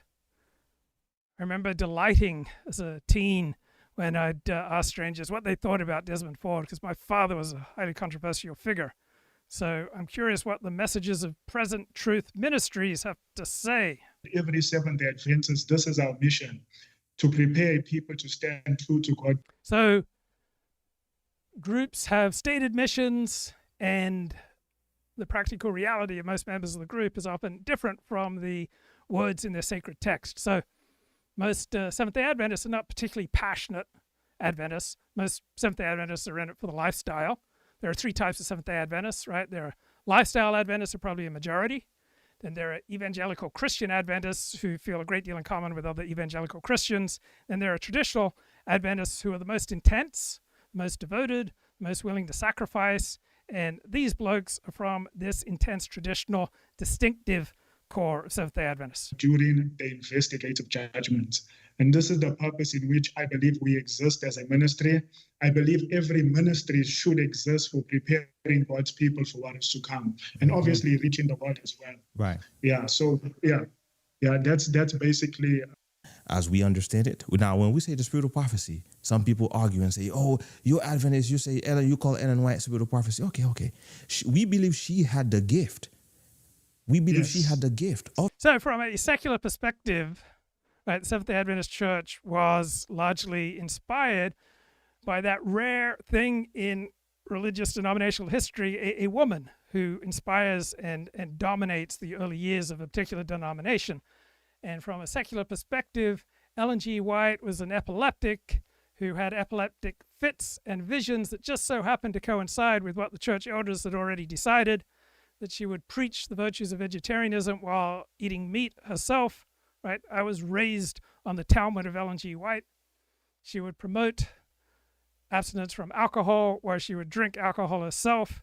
So many of us ex-Adventists have a chip on our shoulder against Ellen G. White. And it was such a relief to move from Avondale College in Australia, where Seventh-day Adventists in particular and Christians in general are much more distinctive and devoted compared to the general population, to America, where most Seventh-day Adventists were just lifestyle Adventists and much happier and much more easygoing in their Adventism. Of the spirit of prophecy, we believe she did. All right, so now we see what the problem is. Okay, now, Desmond Ford. Oh, brother, we got to talk Desmond Ford, brother. In fact, this whole program, that's what this whole program is about. The effect of Desmond Ford. Now, before we get into this. So I wonder, did my father enjoy other people talking about him? Did my father enjoy being the center of attention? Did my father enjoy provoking people? I suspect so, just like I do, though I'm often assured that my father was driven by much worthier and higher motives than myself. So let me just remind the viewers out there. Obviously, this is going to be a condensed version. We can't share everything right now on this one program. I'm going to invite you. I link Brother Devin's channel and the title of this presentation on YouTube. I would encourage you to go to his channel because he did a 3-part presentation where he was debunking. Now, do you think that I would enjoy someone doing a 3-part series debunking me? Oh, please, no more attention for me. This idea of all these other brothers coming out with, with the same regurgitating the ideas of Desmond Ford. Okay, he took his time and debunked them one by one. So I would encourage you all to go there. But now, for the purpose of So I was changed when I went to UCLA pro-Israel versus anti-Israel protests, and I was like deeply ashamed by a lot of the behavior on the pro-Israel side, and I felt some respect and thought that often, like, my side, my pro-Israel Zionist side, behaved worse than my enemy, and it shook me up. And it was a learning experience for me to realize that many of my father's fiercest opponents were terrific, good, godly, holy people, and they weren't any inherently worse or better than my father's fans. Our purpose this morning, we're just only going to do like a condensed version of it. All right. Desmond Ford, brother. A lot of prominent preachers are falling for Desmond Ford issues. Same teachings, and some people are coming out, and it's interesting because some of these brothers that are coming out right now, they say, oh, you're not going to believe. We found some things that's true that you guys have never heard before about Ellen White.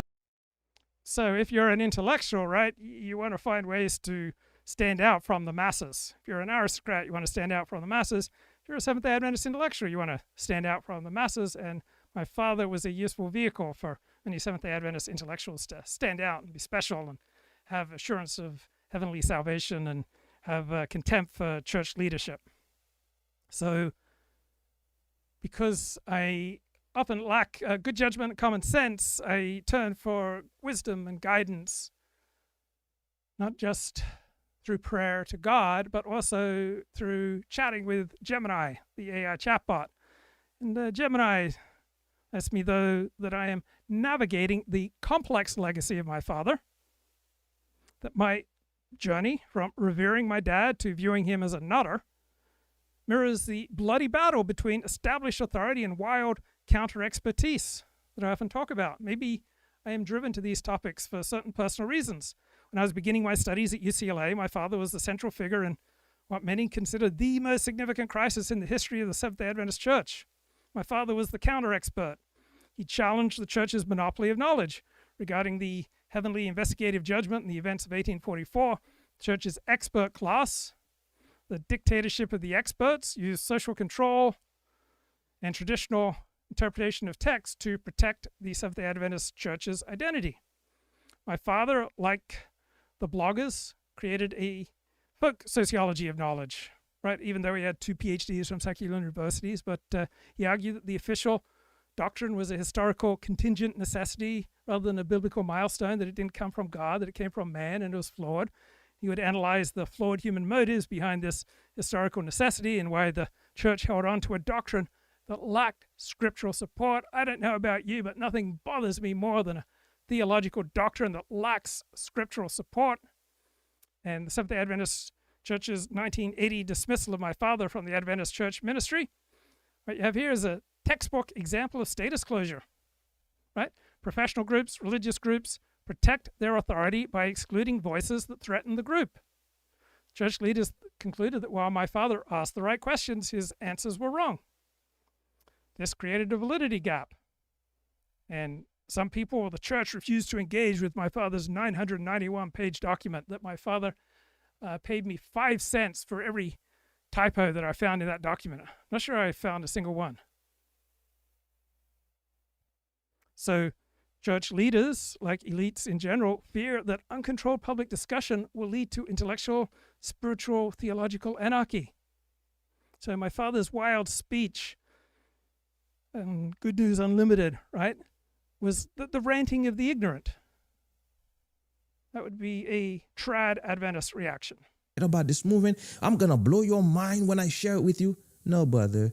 You are repeating things that has already been debunked. But you may have not been aware of it. So to you, it's new.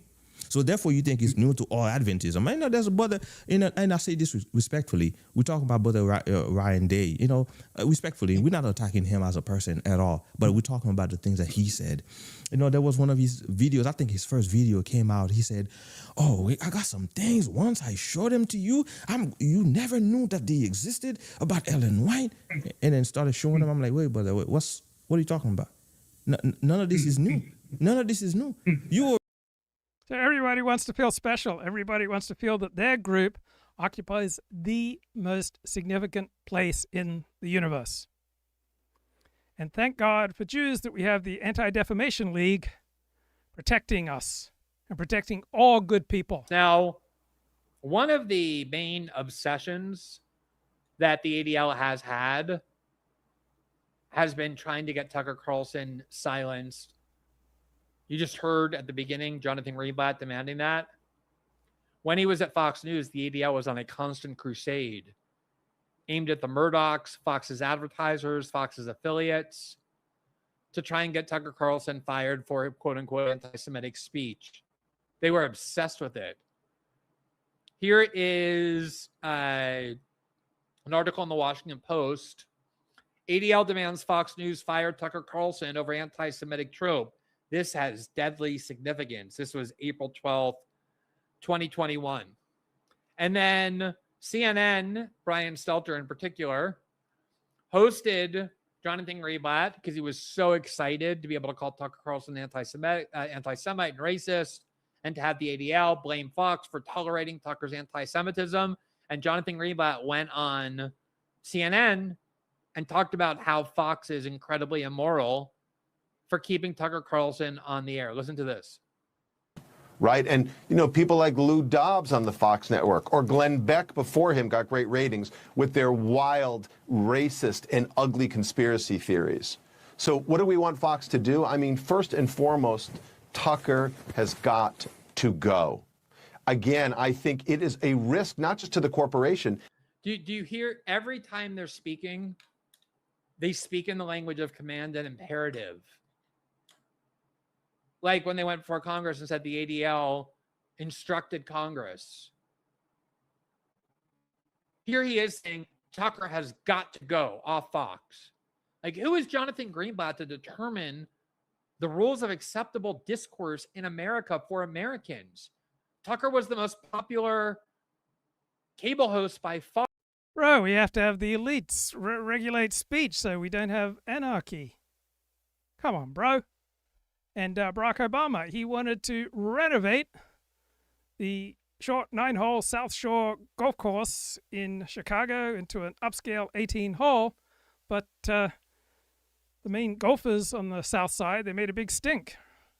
And I didn't know this, but they're dominantly black golf courses, and I would assume the equivalent of are there black country clubs? They're certainly like white non-Jewish country clubs, or at least they were, and they're Jewish country clubs.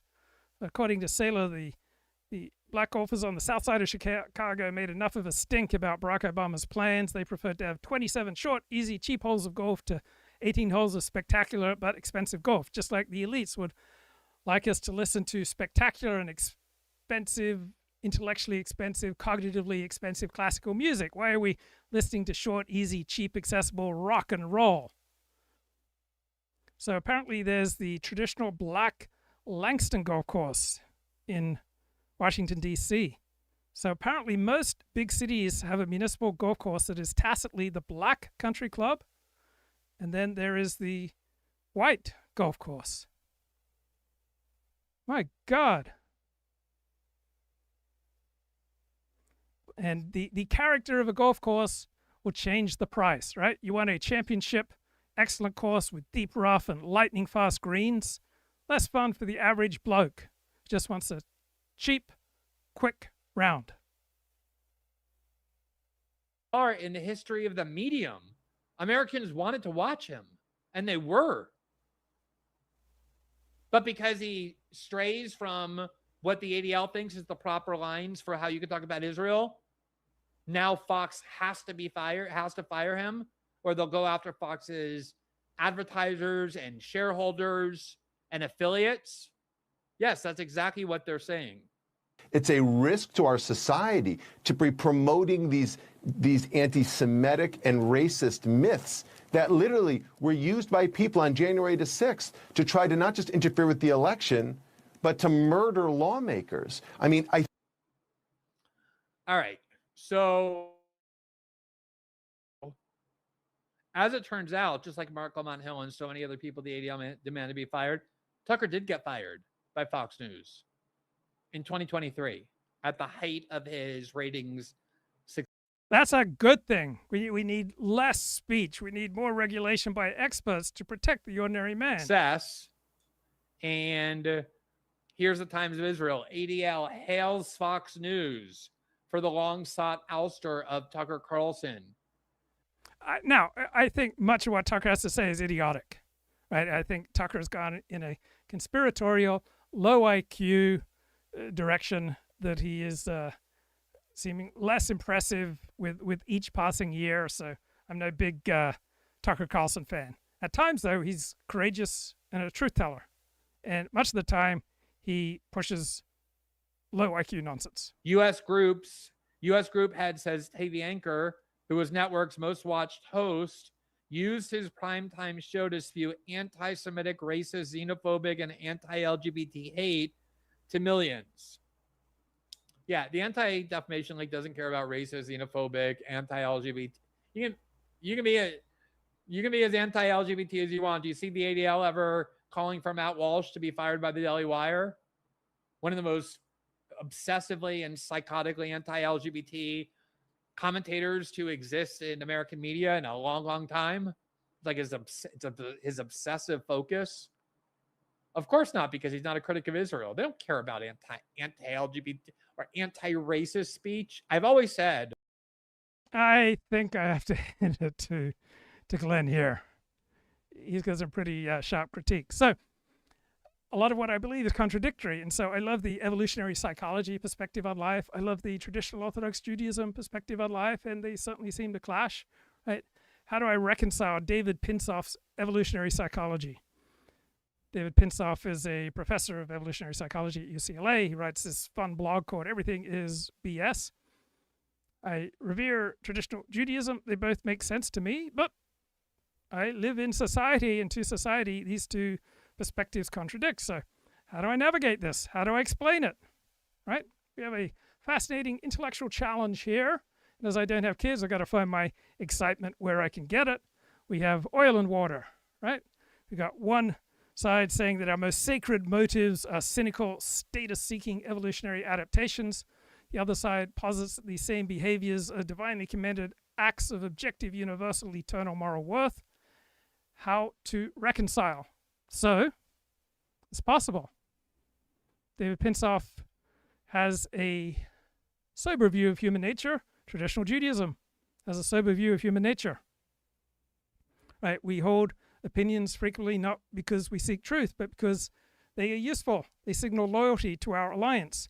We signal our virtue. We engage in high-cost behaviors to signal reliability and status within a group.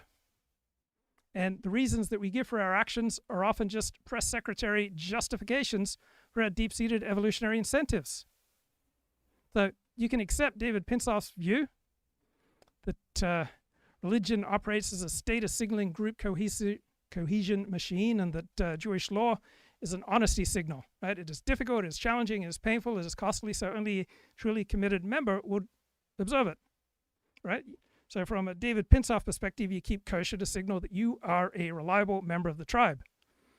The traditional religious, Orthodox, Jewish, textual perspective is you keep kosher because God said so.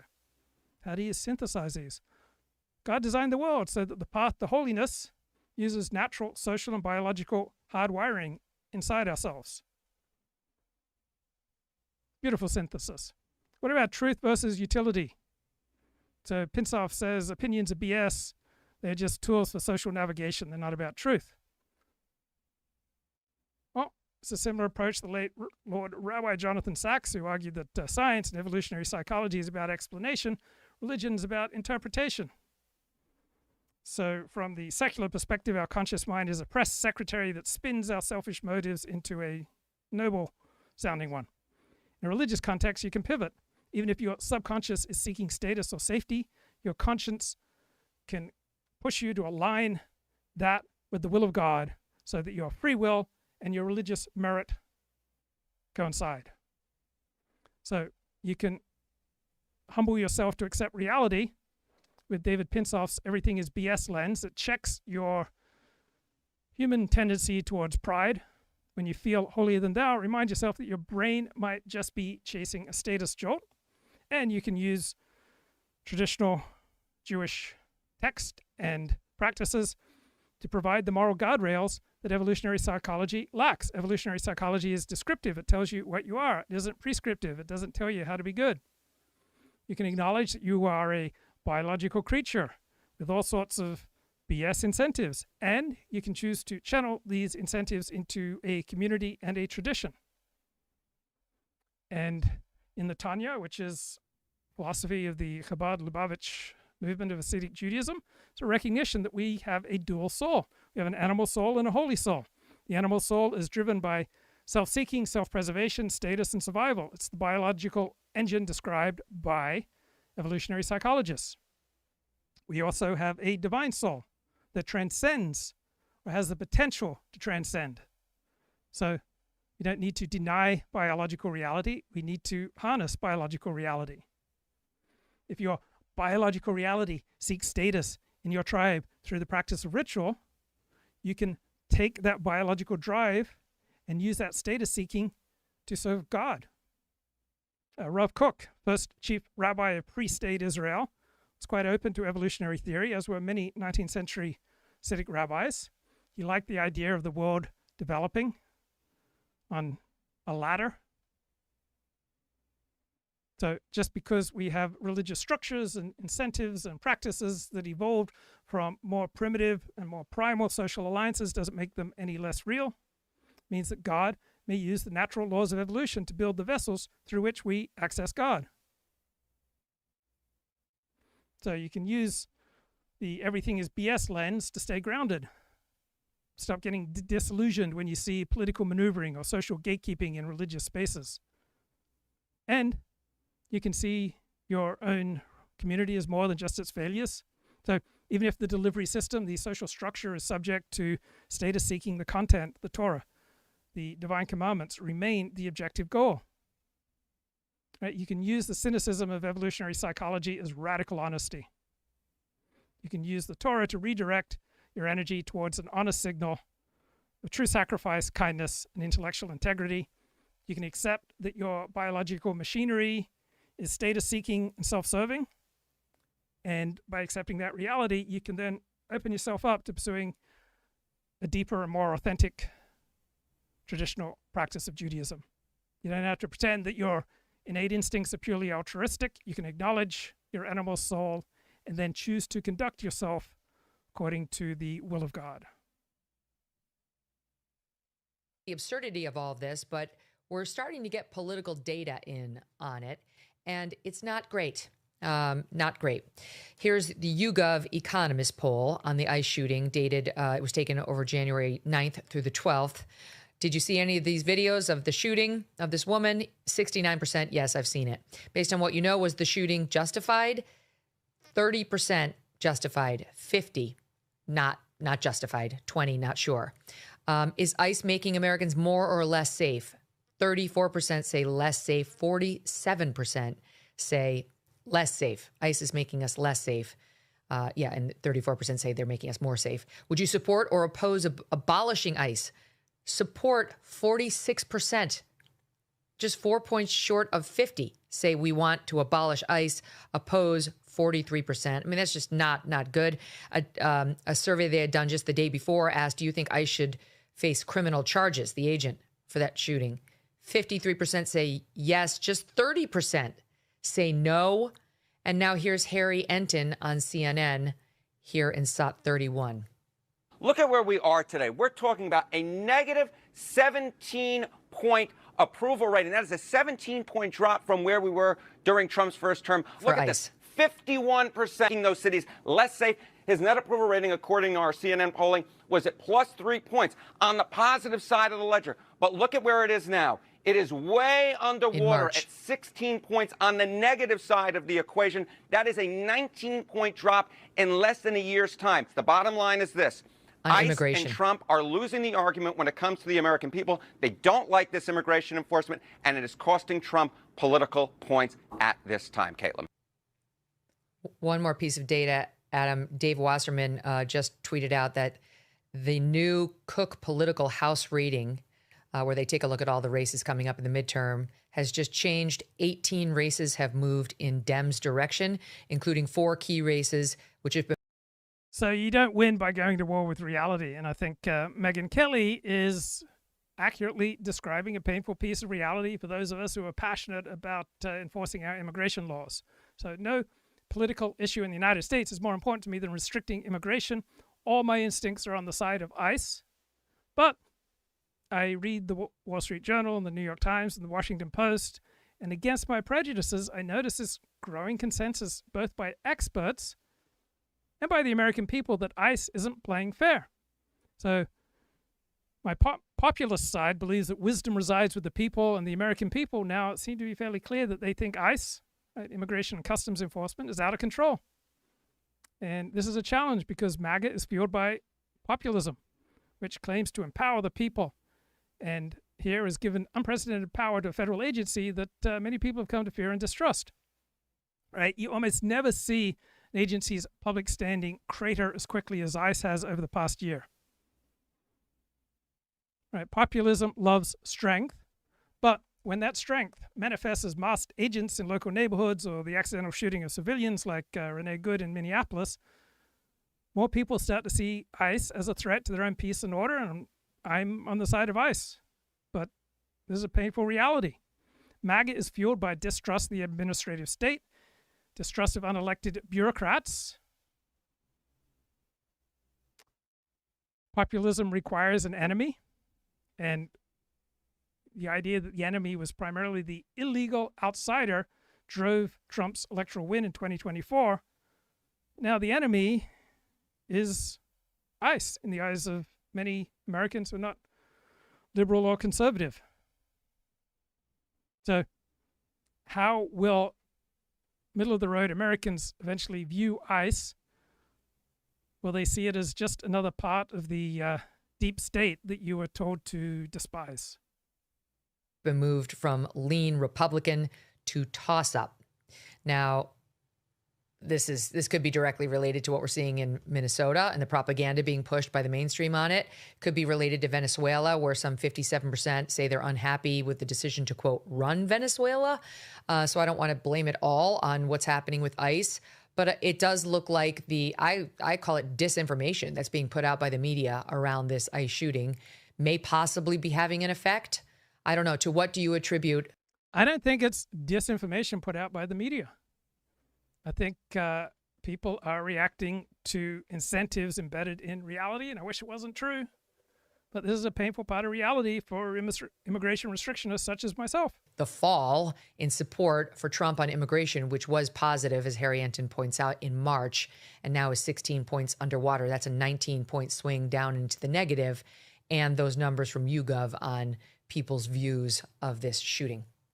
Well, obviously, as previously discussed on this show and every show we ever do, the slant with the media. You know, if you'd gone to Minnesota 5 years ago and you asked how many unarmed black men were shot nationally by police officers, they would go, I don't know, 50,000 a year. And you'd go, no, maybe between 6 and 9 or 13 or nothing. You know what I mean? That's right. And so I don't believe that we evolved to be gullible. So I don't think this is being driven by gullible idiots spinning and swallowing elite-driven mainstream media disinformation. I'm a big, big fan of the TV show Landman.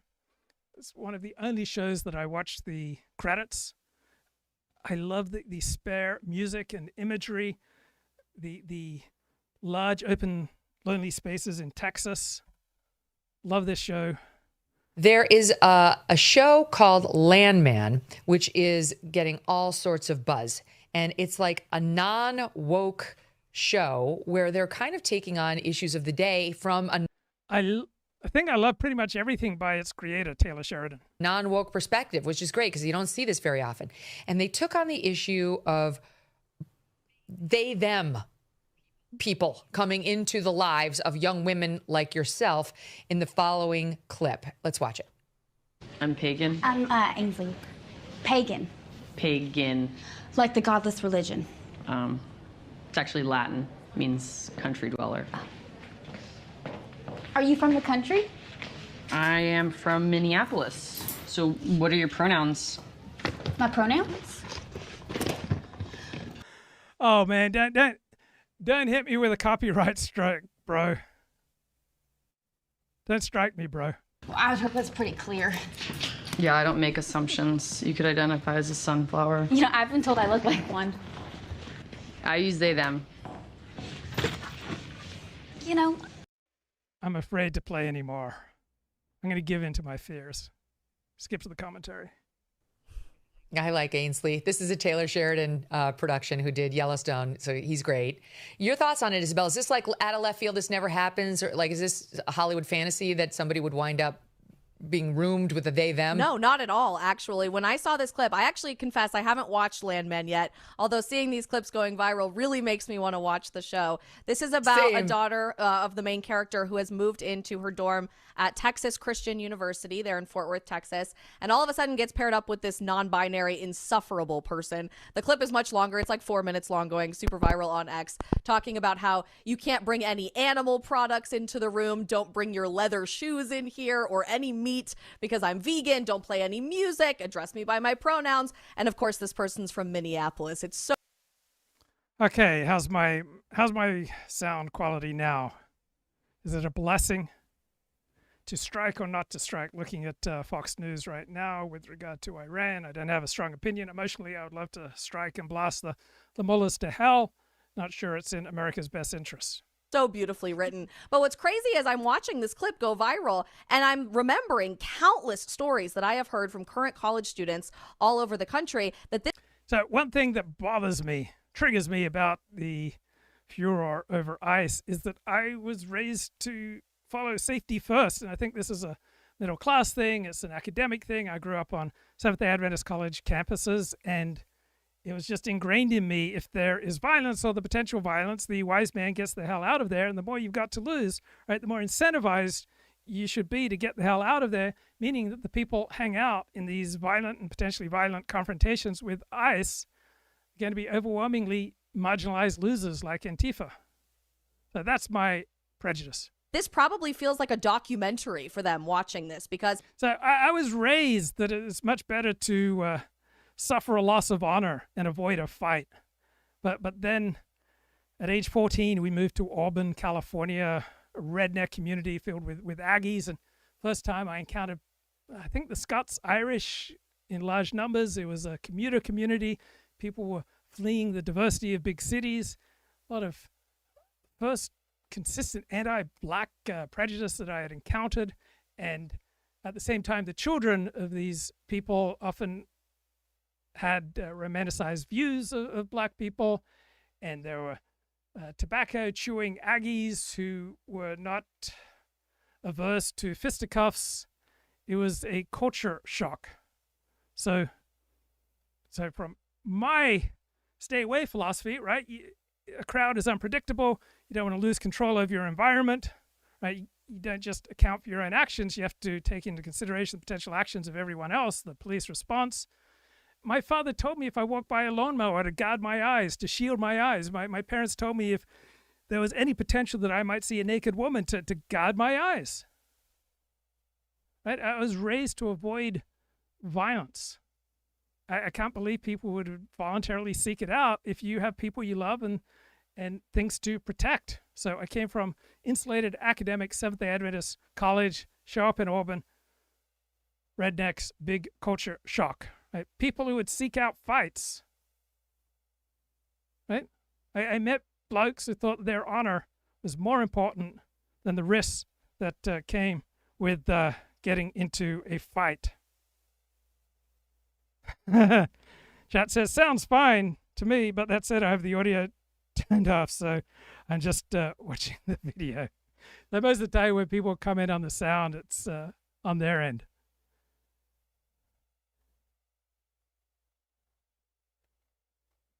Why, if you love people, you got things to protect, why risk it?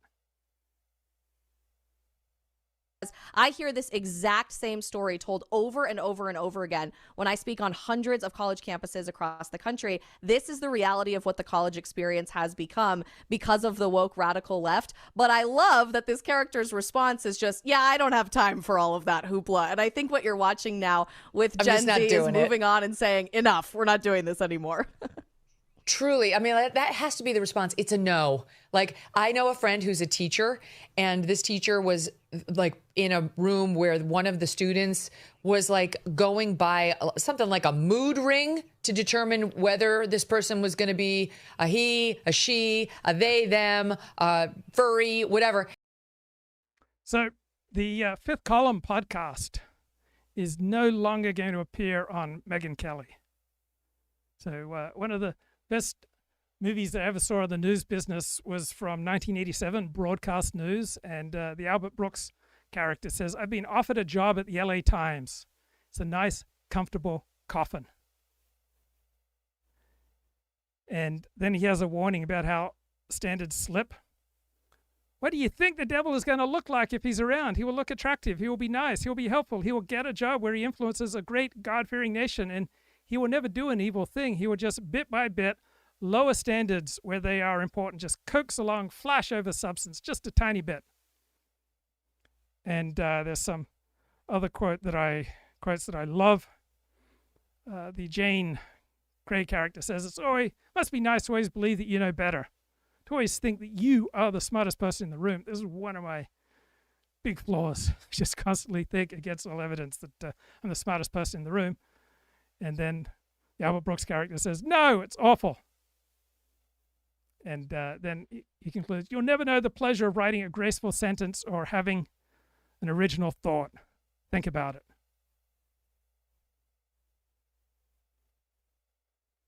Powerful stuff.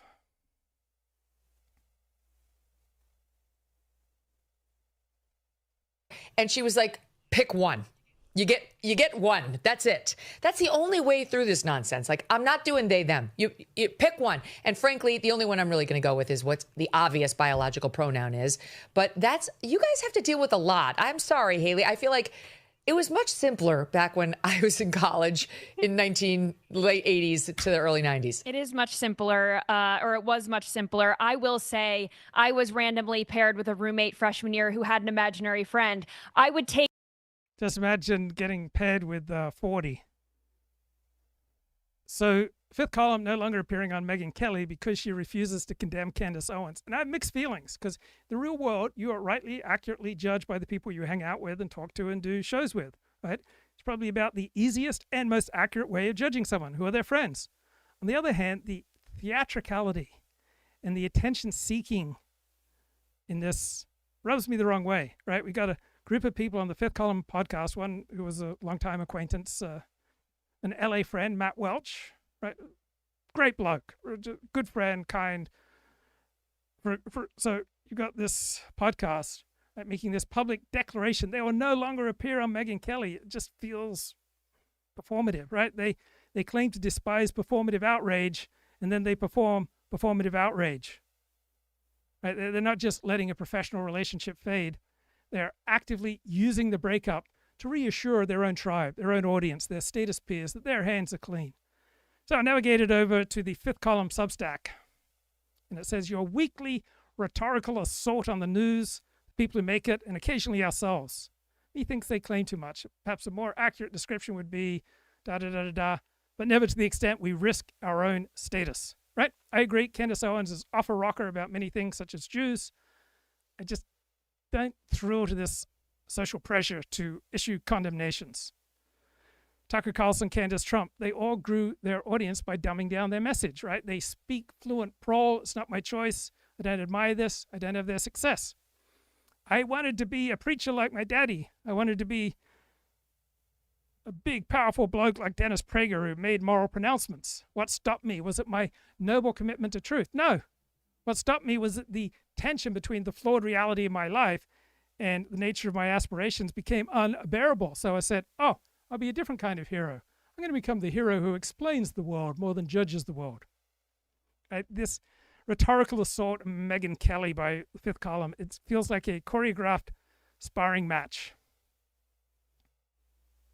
Right? The status that they are primarily protecting is their own. Right? They claim to assault themselves, but it's always for tiny stuff. They admit to small faults.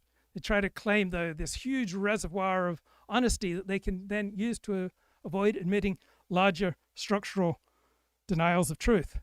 Right? They want to create the simulacra, the feeling, the perception of self-criticism. They want to perform self-criticism without actually engaging in substantive self-criticism. They want to cling to the guardrail of respectability. Inside the biggest dissident, you have someone yearning for mainstream polite society recognition and status.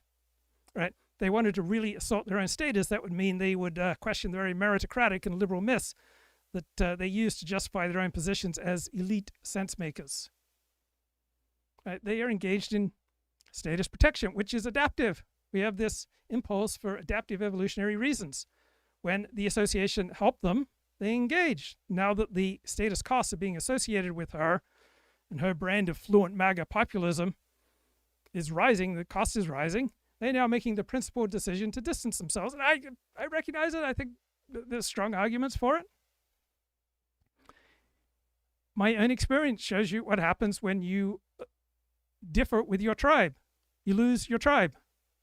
You lose your audience, right? I lost 90% of my audience in the year 2000.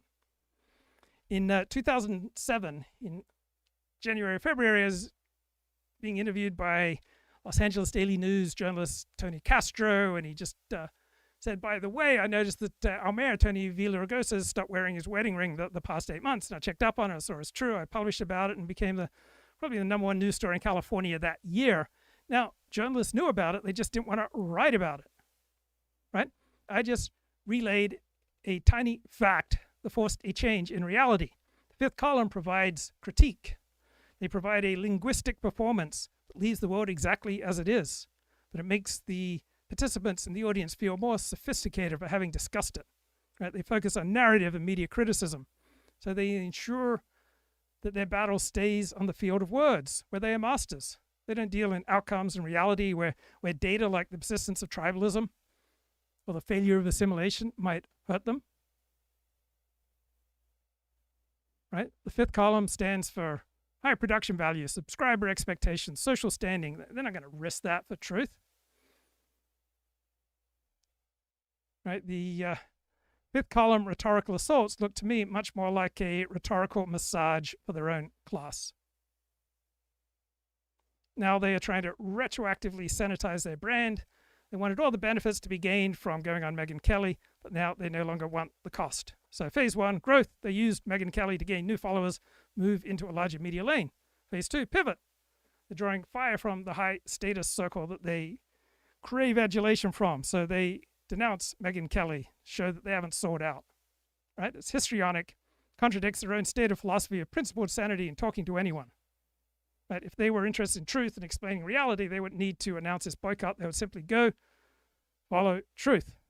Right? Publicly declaring you'll no longer talk to Megyn Kelly is a juvenile mean girl tactic, something you see in high school. It's a private professional decision dressed up as a performance of public virtue.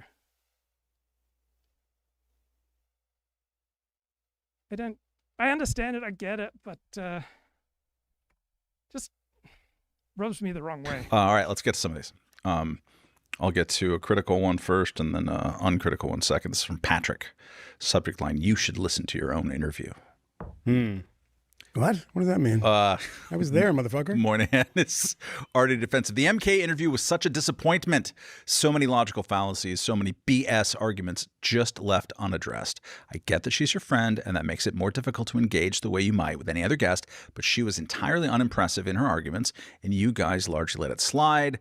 The logical sleight of hand by Trump supporters like Megyn and Ben Shapiro is to just claim that Trump is okay because the left will always be worse. Of course, when you're only limited by what you can imagine your political enemies to be doing, then there's really no limit to what you can justify and excuse.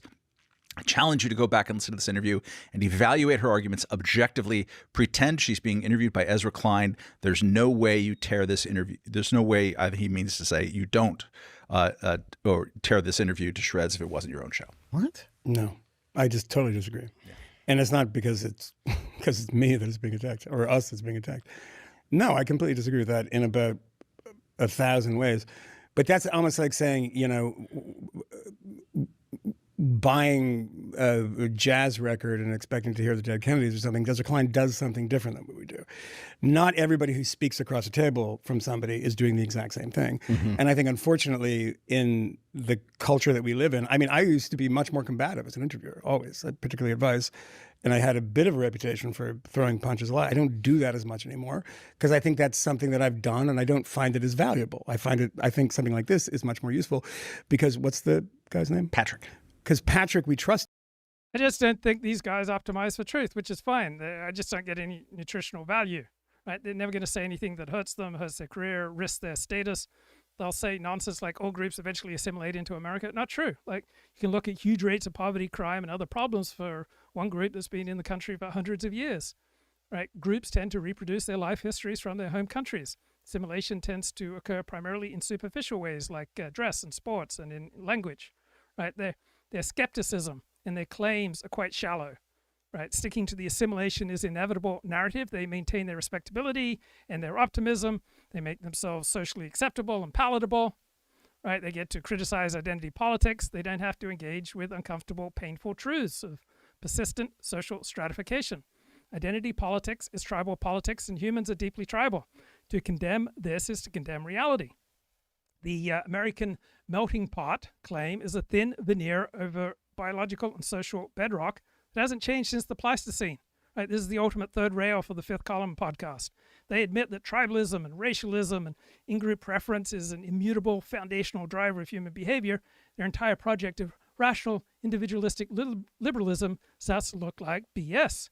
It's a luxury belief held by a secure elite. They want to treat tribalism as a mistake, as a lapse in logic, something that can be corrected with better media literacy. It's not a permanent feature of human social reproduction. Right? In reality, the individual tends to vanish. We tend to react to people based on the group that they are a part of. Right? In-group versus out-group, it's not bigotry, it's a neural shortcut. We process pain or success of our in-group differently than we do for out-group. Right? If they wanted to call out the BS, they'd have to acknowledge that their own heterodox circle is their tribe, their own status closure mechanisms. They want to keep out anyone who is low status or is dangerous to their status. Humans are fundamentally tribal. The American project sounds lovely.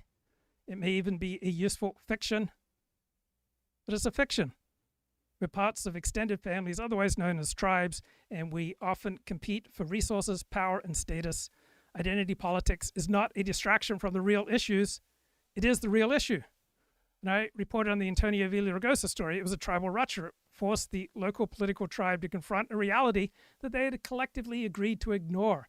Right? The Fifth Column wants to stay in the realm of narrative because there's no cost and no pain to them. Narrative can be debated politely over drinks. Recognizing the power of tribe and zero-sum competition and how it doesn't care about good faith debate, right? That's painful. By framing everything as a conversation, they get to avoid grim truths. That human history is just the story of one tribe driving out or wiping out another tribe. Right? The BS they call out is the smoke. They don't want to talk about the fire of tribal competition because that fire burns the very institutions and social circles that they call home. When you look at the data on social mobility and cultural persistence, when you look at the truth, the reality, the situation, the melting pot narrative is a comfort blanket and a fiction. Social traits persist across generations more than the American dream narrative admits. Right? They don't want to talk about real human capital and culture in any way that can be labeled essentialist or race realist. They want to be invited to the cool parties. They want to maintain their status in the prestige media world. Crossing that line is a bridge too far. They're happy to attack the work establishment, but they want to stay a part of a professional class that values a specific type of cosmopolitan liberalism that is based on fiction. Right? They provide the feeling of profundity. They provide the appearance of a deep dive. They reference history. They drink expensive whiskey. They use sophisticated vocabulary. But they will not challenge the foundational fictions of their own social class. They want to talk about narrative rather than truth. They want to engage in media criticism, which is safe, rather than hard, painful social facts, which could cost them their career. I noticed the wedding ring tip and published it about the mayor of LA, right? I didn't get to stay separate from reality and just engage in performance, right? They perform depth, but it's a high velocity rotation of conventional existing ideals. The whirlpool looks deep because it's moving fast, but they never approach the bottom of the pool. They're not interested in the wedding rings and painful facts of the present day. They're not interested in the specific, tangible lies told by their own peers and their own institutions that they want respect from. They want to stay in the land of safe, abstract BS, a broad media narrative that everyone agrees is broken. And you saw the interview and you made up your own mind. Yeah. What you're looking for us is a performance. To say, I disagree with that, and does that make us okay? Yeah, exactly. Yeah, does that make it okay for you to then listen to us because we've validated to you that we agree with you on this interview? If you've listened to us to... If you pursue truth, if you describe the situation, you can't provide reassurance to your tribe. It is a painful conflict. Truth versus status seeking.